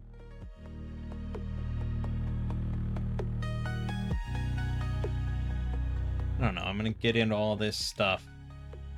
I do like the idea that you have to have a certain number of strength to even attempt it, but again, you could also just rule that as the DM and say, oh, you're not strong enough to even attempt it. Because you don't want to get into the mix of allowing a 20 to do anything. So yeah, I mean, you could just set it at an extreme DC of 18. And then it's like, yeah, it's pretty unlikely even if you have a +2 strength or something, but it's possible. The forest terrain is uneven, marked by gullies and outcrops of stone, but undergrowth is sparse and the ground is otherwise easy to traverse. Young birch trees grow here and there, as do clusters of wildflowers, black hellebore among them. Characters presumed to have a fair knowledge of woodcraft may make a wisdom check to identify the hellebore. A potent ingested poison can be derived from it, in sufficient doses causing confusion for 24 hours, and saving throw versus death. Saving throw versus poison, death, and D4 turn. Huh. Black hellebore sounds pretty sweet. Proceeding north through the Ironwood, roughly 40 miles as the crow flies, one comes to a river, the banks which are steep and thick with ferns. Following the course of the river north and west leads one at last to the mouth of Ironwood Gorge.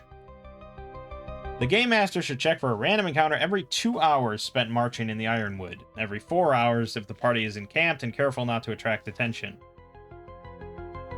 Okay, and you can encounter Will of the Wisp, Ironwood Dryads, Ettercaps, Giant Spiders, Giant Toads, Wild Boar, Orc Scout, Orcs, led by an Orc Captain, Goblin Refugees, Cockatrices, or Harpies. Those are some rough encounters at level, like, 1.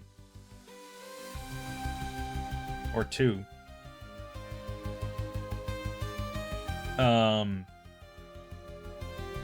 Because Ettercaps, 21 HP, 13 AC.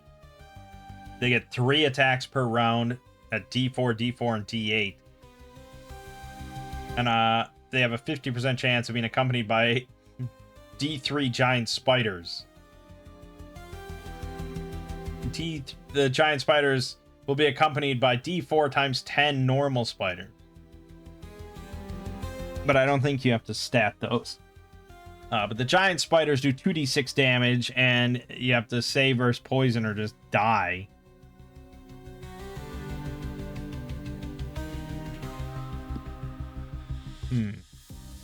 And then the cockatrices, 20 HP each, 13 AC. They get to attack twice, d6 damage, and then you have to save or get petrified. Yeah. And then the harpies also get 3 attacks and can fly. So there's definitely some rough encounters here if you're playing this proper old school. Now for let's look at Shadowdark. A Harpy in Shadowdark has 13 AC, 14 HP, 2 claw attacks at +3 that deal 1d6 damage each, or they can sing a song, causing anyone within double near distance, 60 feet, to make a DC 12 charisma check or be dazed and drawn to the Harpy for 1d4 round. Now, what is dazed? Don't ask. Don't. You think they're going to explain that to you? They just use, it's a narrative term, and you have to figure it out yourself. This isn't one of those games where they're going to describe conditions to you or anything.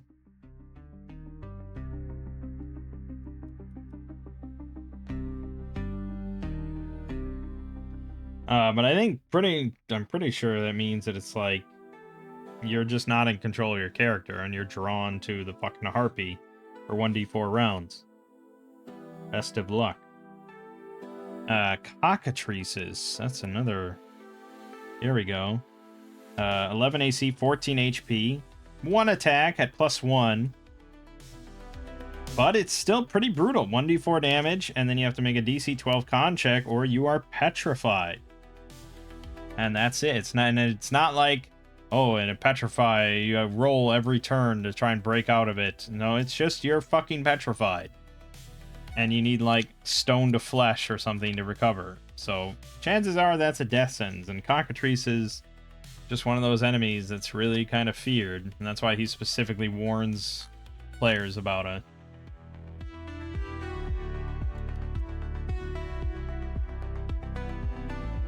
Will-o'-the-wisp is the other one he warns you about, I think. Fairy lights. Let me see if there's stats here. Yep, there is. But, yeah, definitely not as threatening as he made it sound. 10 HP, an attack at +3 that does 1d4 con damage, and you die if you're reduced to 0 con.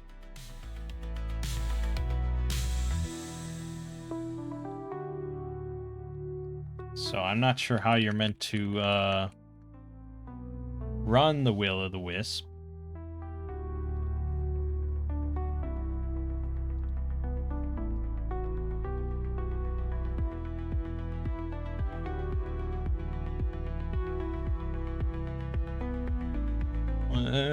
Blah, blah, blah, blah.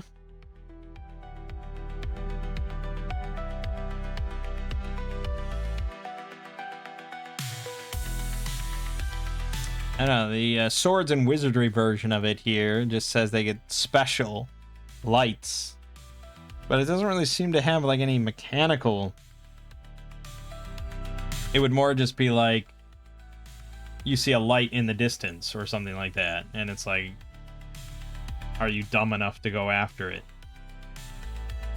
After the guy warned you about avoiding fairy lights. I mean, maybe somebody will forget that and go after it. Sure, it's possible.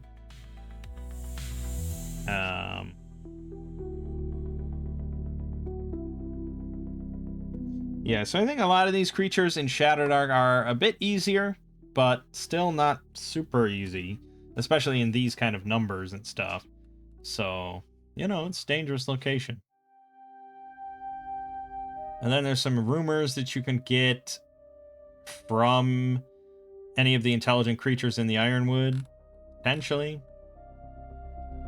Roughly 15 leagues north of the tower runs a river, swift and cold. As one follows its meandering line 10 or so miles northwest, the earth begins to heave up on either side in formations of weathered rock. Thick marsh grasses conceal footpaths of hardened mud that run along both banks. Each shows signs of frequent passage, footprints, spear divots, and the like. The cleft widens as the walls of the gorge grow higher. Roughly 8 miles upriver, the paths on either side mount ledges that follow a gradual ascent along opposite faces of the gorge. Progressing along either of the ledges for another 2 miles brings one to the eastern edge of the adventure map. See Upper Gorge Areas 1 and 2. While traversing the ledges, there's a danger of rock slides, stirred by any loud noise or even spells that evoke tangible environmental effects such as fireball. In the event of something courage, roll a d6, consult the table below, adding +1 for an especially loud noise, +2 if the disturbance includes any kind of concussive force. So you can cause d6 large rocks to fall in the party, or a full rock slide. Each large rock is revolved separately with a normal attack roll. So yes, rocks can fall and everyone can die. D10 damage per rock. In the event of a full-blown rock slide, all characters within 20 feet of the initial disturbance must save versus breath weapon or suffer 4d8 points of damage. Which is a lot. I mean, that's going to average out to 18 points of damage. Which will certainly kill everybody. But you get a save. But again, save versus breath weapon, which, based on my understanding, is going to be, at this level, pretty poor. Like 30% chance or something like that. So I guess if I was going to follow suit, I'd have to set the DC for like a dex check at like 15 to be fair. Because it is a full rock slide. And yeah. Yeah, that can only really occur, though, if you're being especially loud, making loud noises, or doing stuff with concussive force. So if you're launching spells and stuff. The bottom of the gorge gently slopes from the base of the cliff walls down to the snaking river. The river banks are muddy and thick with rushes, reducing a character's movement by half. There are pikes swimming in the icy waters. At the westernmost end of the gorge, a waterfall spills over 200 feet to the base. The water is deepest here and is home to a giant pike. 16 hit points, 3d6 damage. ready to greet anyone who suspects a concealed passage behind every waterfall. The Game Master should note the cave entrance to the lower caverns in the event that the party carefully searches that area. Okay, can we just take a look here at the gorge? Okay, so we're coming in. So there, okay. Oh, see here? Look, X, pitfall / trap. It's just a known symbol that I didn't know anything about. Okay, so...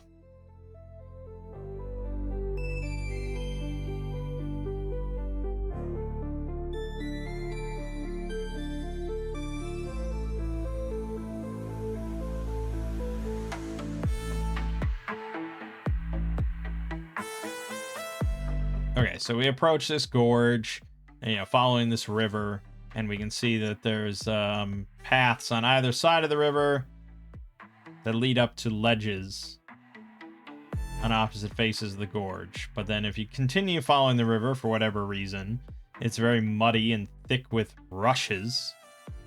There are big fish swimming in the icy waters. And at the very end, there's a waterfall with a giant pike. I mean, that's gotta be one big ass fish, man. That's like a fantastical kind of fish.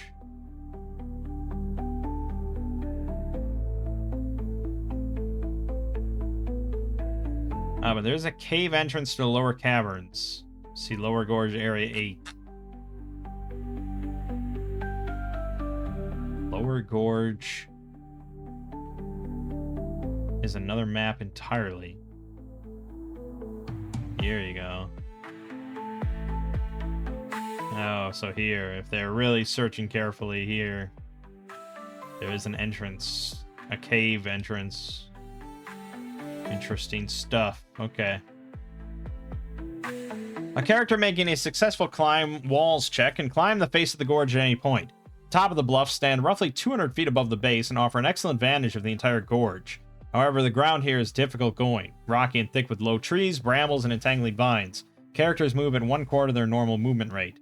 The orcs have generally avoided the sunlit bluffs, but are capable of making the ascent and will do so if they are suffering a tactical disadvantage.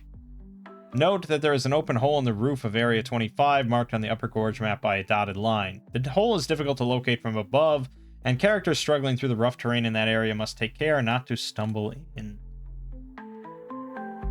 Area 25, 20, a dotted line, there you go. That's where it be.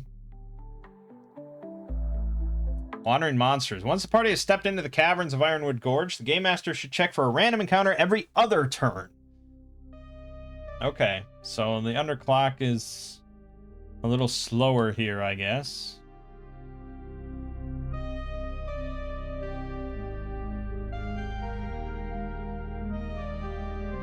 Things you can encounter include 2d4 adventurers, zombies, cavern rock mantises, dwarves, scouts from the Ninehold, D100 normal bats,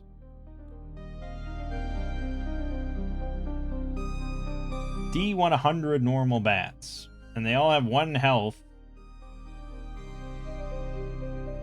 and they can confuse you. Game Master might consider having a horde of bats interrupt another encounter, causing a delightful state of bedlam at an inopportune or timely moment for the party. Okay. Orcs, of course. War dogs, of course. Spitting beetles, nematodes, carcass scavengers, and a gray worm. 24 hit points. D8 damage. Guess it's not that terrifying, but yeah, you know.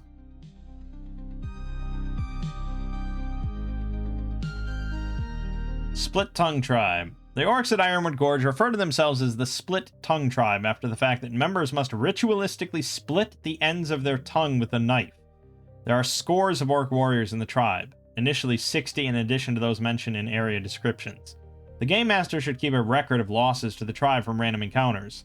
Once 60 orcs have been slain, captured, or otherwise accounted for in random encounters, Then orcs are no longer met in the wilds of the Ironwood, and the harassment of the Bleak Tower abates. This threshold is not fixed, however, as the orc leadership is able to attract an additional 3d6 orcs to the tribe every week or so. These might also include other chaotic humanoids such as kobolds and gnolls, even human brigands willing to ingratiate themselves to the growing power in the region. These new inductees also have their tongues forked. Their numbers are added to the threshold of 60 required to put the tribe on its heels. The Game Master should use their best discretion here, as this is an easy way to adjust the relative difficulty of the adventurer as the party progresses. Should adventurers continue to thin the tribe to something less than is required to maintain their presence in the gorge, the remaining members will retreat to the deeper passages and hunker down. However, only with the defeat of both the Orc High Priest and the Orc Warlord in areas 28 and 22 can the adventurers truly drive the malevolent humanoids out of Ironwood Gorge. Sounds like a lot of slaughter.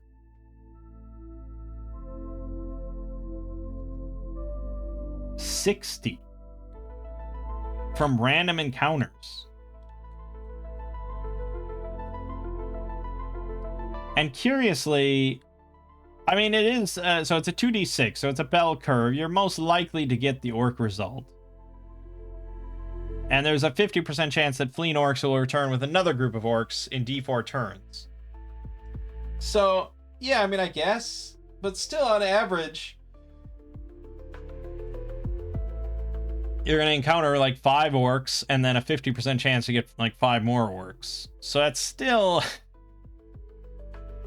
you know, you're looking at quite a few, yeah,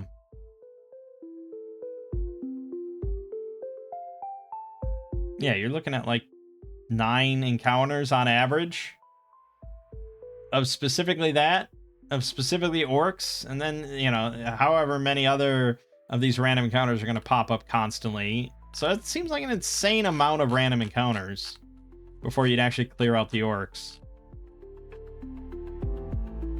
Ironwood Gorge is often under the effect of a Disseminate Nightmare spell cast by the Orc High Priest from the depths of the lower gorge caves. Refer to Appendix D for a description of the spell. The spell's range covers roughly the entire adventure map and not beyond it.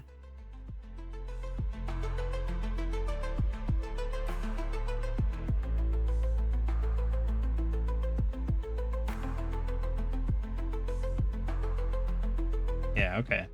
All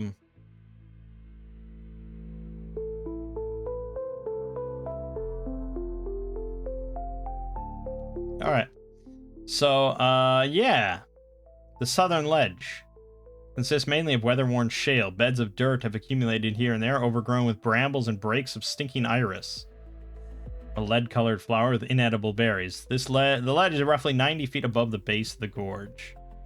The northern ledge is a shelf of loose shale. Attempts to move silently along the loose rocks suffer a penalty of minus 10%. A keen dwarf will notice that the broken rock appears to have been well trod by something heavy. This ledge is roughly 100 feet above the gorge floor. Alright, well, we gotta make a decision there. Are we going south or north here? North seems pretty simple and is the numerical option, so let's go with north. We're gonna go north. Our usual marching order in place. We kind of skipped over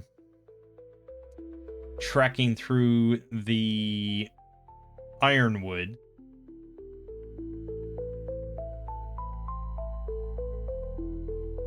$40 miles we have to travel.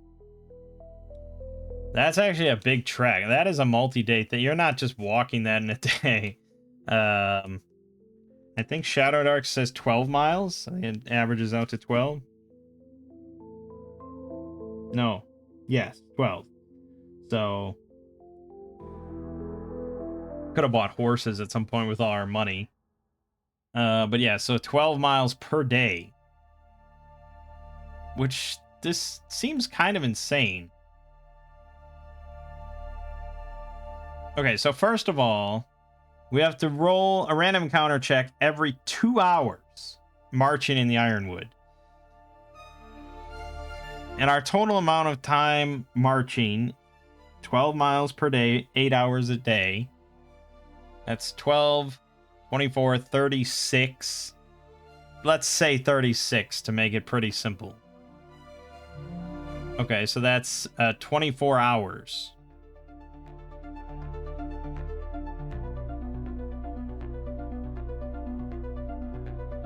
Yeah, 24 hours, which means we're going to be making 12 random encounter checks each time we head out to the gorge. And each time we go back to the tower. So once you're in there, you really don't want to go back to the tower too often, because that's a lot of shit. In addition to that, though, orcs from the gorge have to march 3 days to get to the tower and fuck with it. But I think there are a decent amount of orcs just in the forest, right? Yeah, because a couple of the most common options for a random encounter here, the results are Orc Scout or Orcs. So I think plenty of orcs are in the Ironwood nearby the tower. And it did say that there's like a dozen orcs at any time kind of watching the tower. Yeah, a dozen orcs watching the tower at any given time. So I think they're kind of cycling through, and, you know, plenty of orcs are on Ironwood duty and at the tower and so on and so forth. So it's not like they keep marching here and marching back and here or anything like that. There's a lot of orcs in the area. That's the problem. That's why we're here. But okay, so I can't really hand wave this. We have to do all the rolls. So I guess let's roll, and we're definitely going to get at least one. Could be a lot, though. 12 of these. 1. All right, first like 2 hours in the Ironwood, we get a random encounter of 2d6. 4.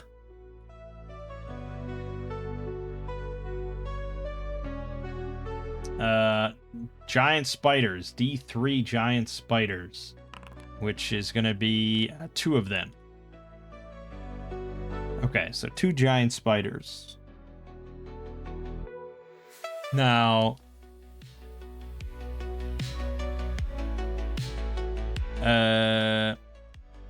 hold on, let me just, hold on. Yes, okay.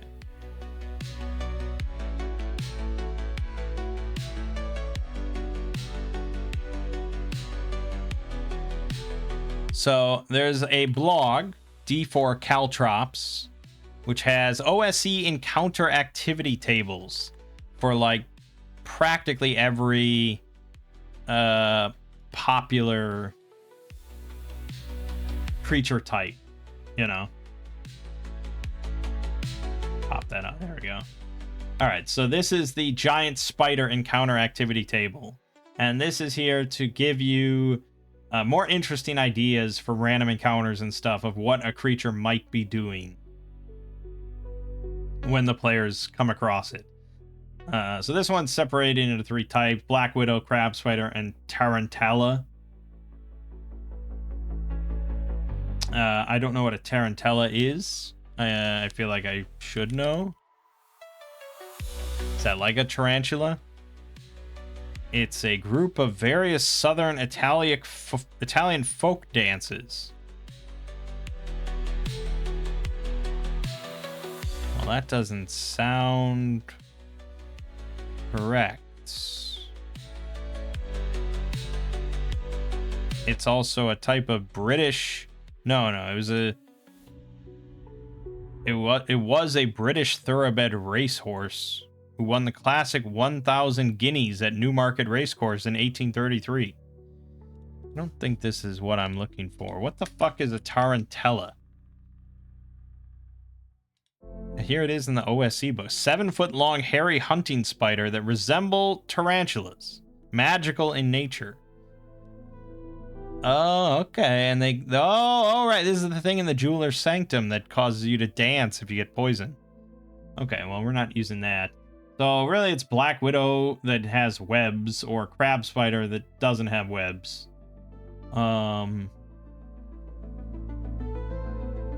Except I see webs mentioned for the Crab Spiders, so now I have no idea what the difference is. Let's just go with Black Widows, because those are scary. So I'm going to roll a D30 here to determine what these spiders are doing when we encounter them. Got 19. So, mending damaged meshwork meticulously.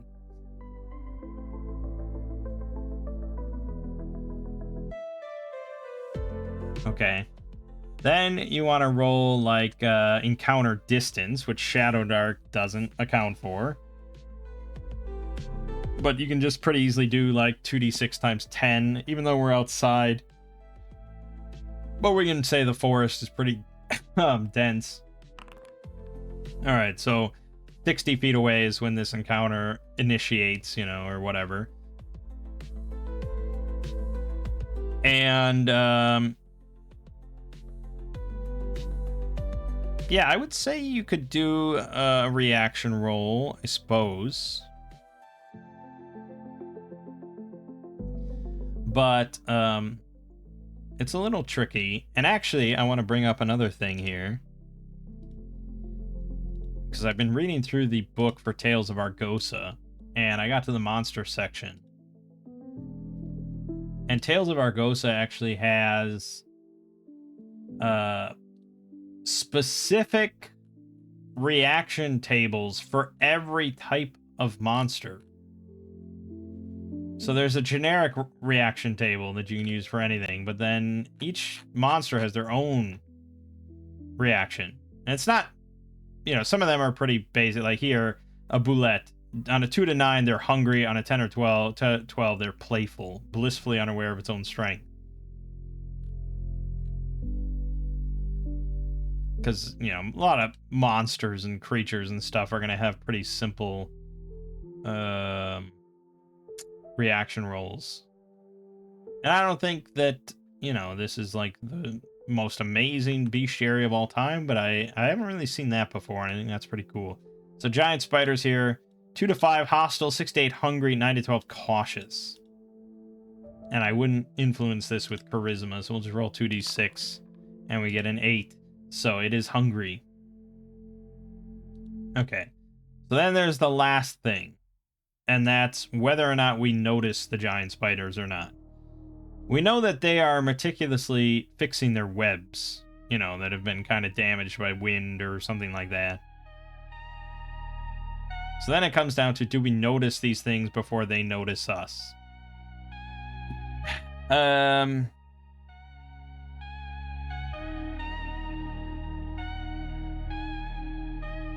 I'm not sure how to adjudicate that.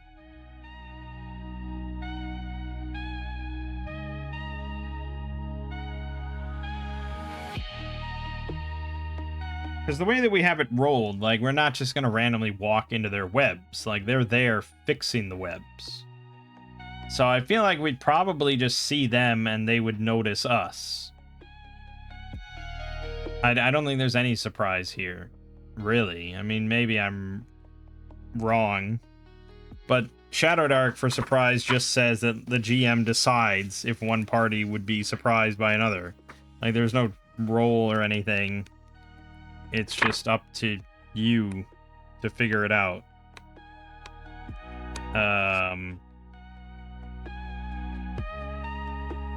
Well, they do have starting distance. It's just really lame. It's a 1d6. 1 is close, 2 to 4 is near, 5 to 6 is far. With far being just within your sight, I guess. And near is within 30 feet. And there is an activity table here. Like hunting, eating, building, nesting, socializing, playing, guarding, sleeping. But anyways. I was just curious about the prize, you know? But I'm pretty sure it just says the DM decides. Because the DM knows all.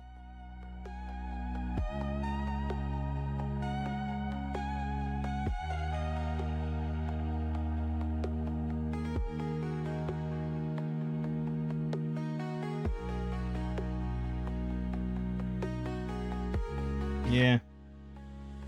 GM determines if any creatures are unaware of each other. So, But that's, you know, when combat kicks off.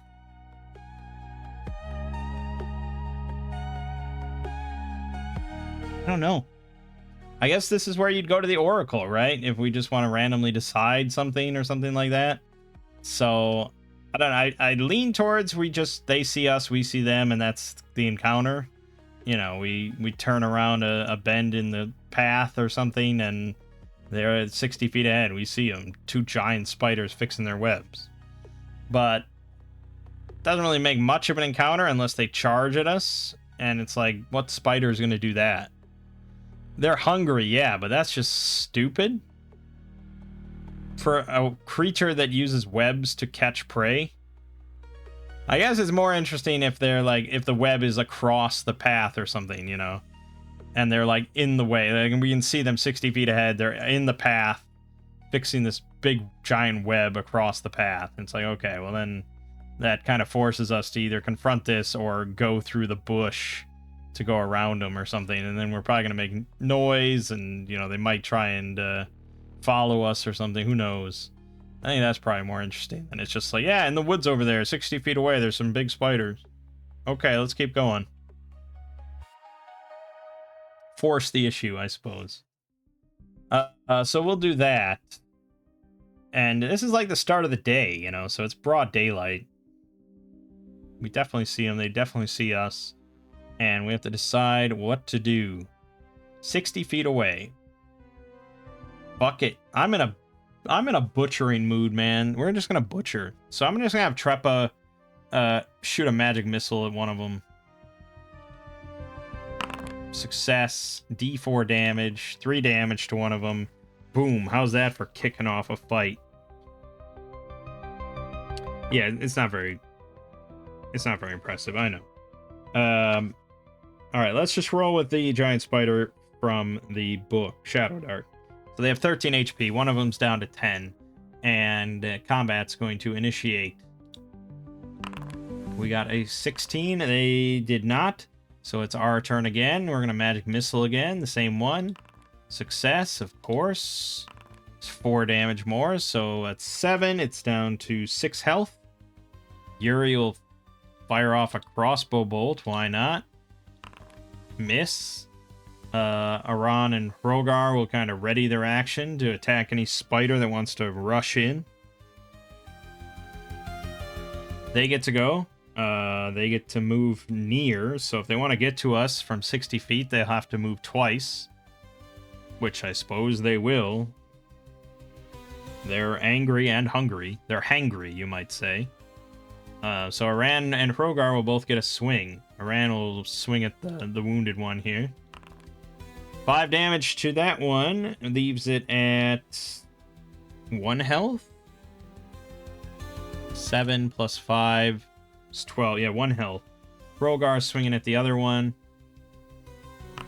Crit fail. No go. Alright, new round. We got a 15. They got a 15.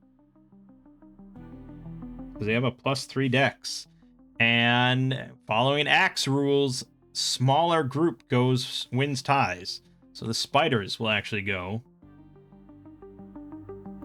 Honestly, I probably could have rolled morale for that 1 health one.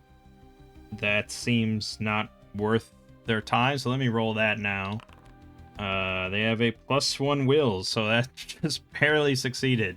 They're a little too hangry, I guess. So they're going to attack the frontliners. So one attacking Hrogar, +3. 15, that is a miss. Our AC is too good. And attacking Aran, 12, that is a miss. Combat is too easy now. Trepa, magic missiling the 1 health one. Success, dead. Aran attacking the fresh one. That is a hit for 4 damage. Hrogar longswording it from the flank. Hit for 9 damage. It is dead. Combat over. Very quick, very simple, and we're pretty potent now, even at level 1. With that nice armor and the +1 mace and stuff. Being able to spam magic missile as much as I want. Yeah, this is why we take magic missile. Have an advantage on that, and having like a +4 you're just, you know. Yeah, so plus your level. So it's a +5 on the roll, and you get to roll twice. Which I think advantage, like, doesn't it average out to, like, +4 or 5? Like, it's very unlikely for Trepa to actually fail this. Both rolls would have to be 5 or under. Pretty unlikely. Alright, good. I mean, technically we got XP for that. It's actually our... Now we should have gotten XP for some war dogs and stuff, although I don't know if we really won that encounter. We definitely didn't win against the orcs. Actually, I didn't even tally XP yet.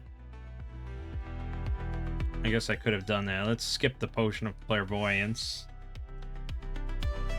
I think that's the only thing we've really done. So war dogs were 2 hit dice.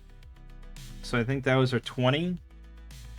They were technically 2 plus 2. But I don't know if we're going to make them worth more than that.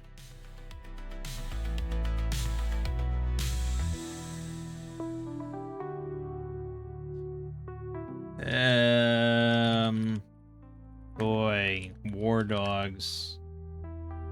Maybe I just go with wolves to try and find stats. I could just look at the chart because that tells us everything. But let me just look at a wolf real quick. Now, see, a wolf in here has 4 hit dice, so you can't use that. Oh, a normal wolf. 25 XP. Because it's 2 hit dice plus 2. Yeah, okay, I think the intent... Alright, 25. And we technically defeated 8 of them? Sure. You know. Giant spider, those would be probably worth 20 each, I would imagine. Probably. Black widows, I wasn't really running a black widow though. We were running crab spiders technically. So those are also worth 25 each. So 50 for that. Okay,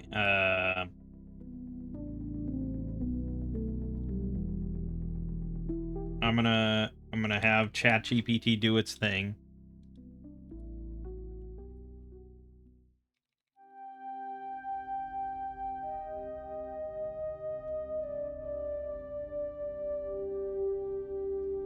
It's gonna crunch a lot of numbers. It's gonna go big brain, giga brain, crunching so many numbers, dividing, multiplying, adding.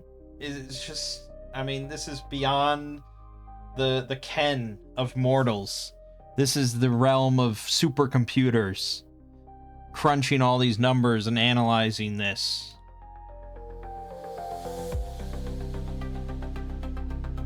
You have no idea the math involved here. It's gonna be insane. Okay. XP per party member, 678. 1,600 XP from loot. 1,000 XP from monsters, roughly. I think that's all pretty good and fair. That last big haul we got was pretty nice. Yeah. Alright, so we're all at 678 XP. I can pretty much just put this in my notes then. We can delete all this shit. Technically, I didn't get that last XP. But I didn't get it yet.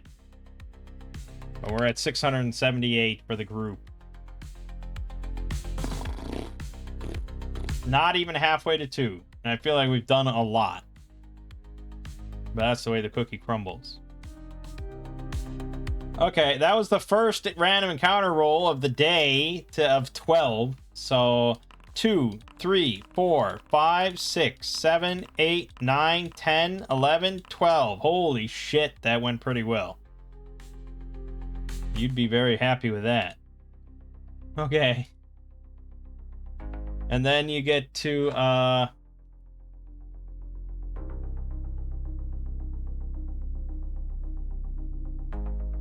you get to the actual Ironwood Gorge.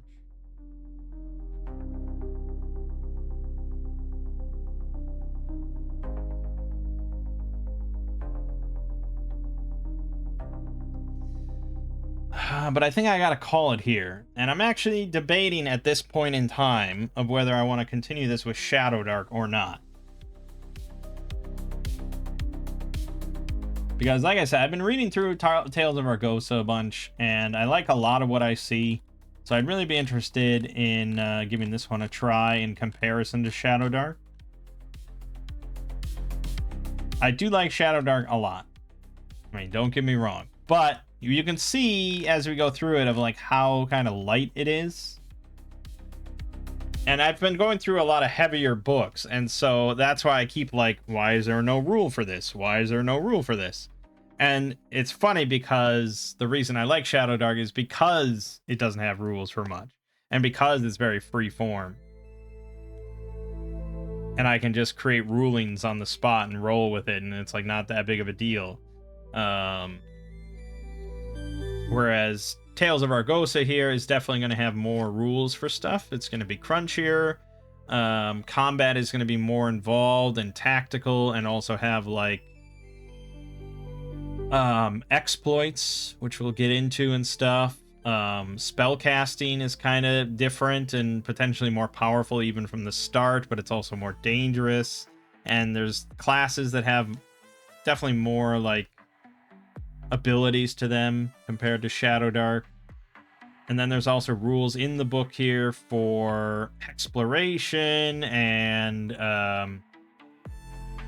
diseases, hirelings, madness, mass battle rules, even naval combat rules, stuff like that. So I'm definitely interested in checking out Tales of Argosa, and I bought the PDF, so I kind of do want to take a closer look at it.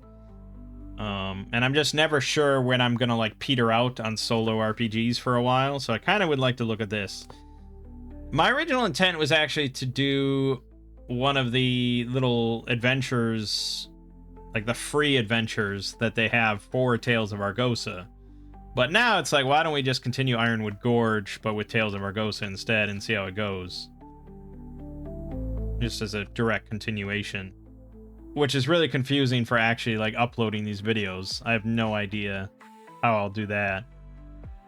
I think the other issue is also value, currency, conversion rates and stuff, because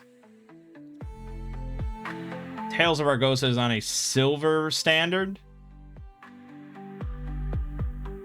Everything is given in silver value. Which, this isn't the only game I've seen do that. I just don't remember off. I think Heroes of Adventure was on a silver standard. So a longsword, and everything also has a, well, most things have a variable price, but here a longsword, or a bastard sword, or a sword is 15 silver, which is technically 1 gold, 5 silver, which I suppose is close enough for government work, you know, like it's not that off. If we look at any other things, like a great sword is 30 silver. In Shadowdark, it's 12 gold. So that's quite a bit off. That's 3 gold compared to 12 gold. But you also can't just convert silver to gold, or, you know, vice versa. You can't, you know, it's not like a direct comparison, I think, a lot of the time.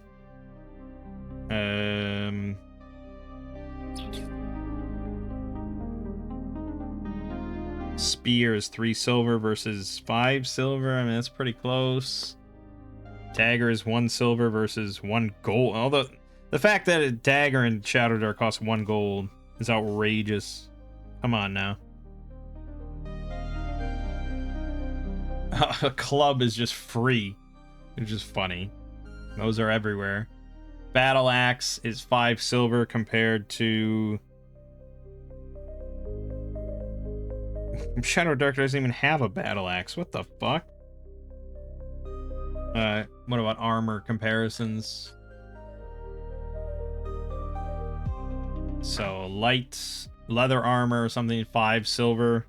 compared to 10 gold. I mean, it's a massive difference. Chain is 40 silver compared to 60 gold. So it's just not quite comparable. I also don't think Tales of Argosa does treasure as XP. So this is like even more of like a new SR kind of game. Like it's kind of its own thing. I don't even know if it says if it's broadly compatible with OSR stuff. Treasure. Easiest way to convert loot is to swap out all treasure in the adventure for Argosa equivalents. If you prefer to stick with the original adventure coin amounts, swap out platinum for gold, gold for silver, silver for copper. Ignore any original copper amounts. Yeah, I think that's probably the correct way to do it. If you're gonna just stick with the original amounts. But they do have all their own treasure tables and stuff. So if you want to do a little bit more work, that is more in line with what the system wants you to do. But then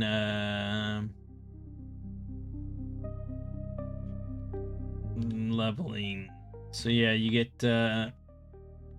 XP. So it does function sort of off of an XP system like Shadowdark, where you need 10 XP to get to level 2, but you get it from more than loot. You get XP from loot, you get it from combat against harder foes, you get it from exploring dangerous locations and stuff, and you can also get it from social encounters.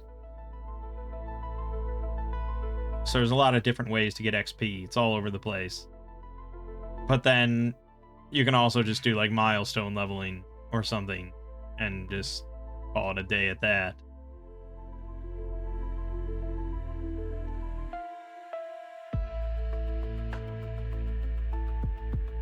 Although, yeah, I mean, that's what the downtime level up is. You level up after doing an adventure. Or for slower, consider leveling after 2 or 3 adventures instead. Yeah, just call it milestone leveling. We get it. We know what it is. And then they do like a 13th age thing as well, where you can do like partial level ups after every adventure. So you get like one feature from your next level up until you have all the level up features.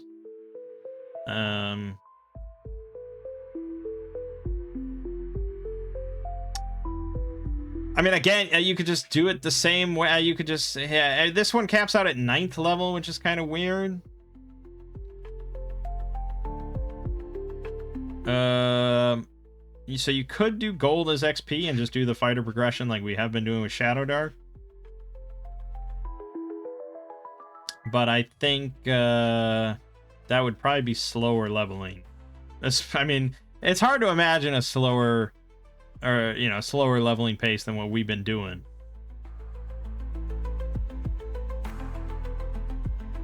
But yeah, assuming you do a little adventure in like a basic dungeon and you get like 2 XP from loot, you'd probably get like 2 or 3 XP from combat, maybe an XP for exploration.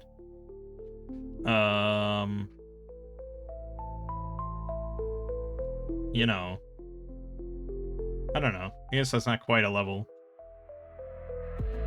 Anyways, I'm just rambling and wasting time now. So yeah, but I do want to try this system out. So I guess we'll just continue Ironwood Gorge, because I also want to keep looking at this.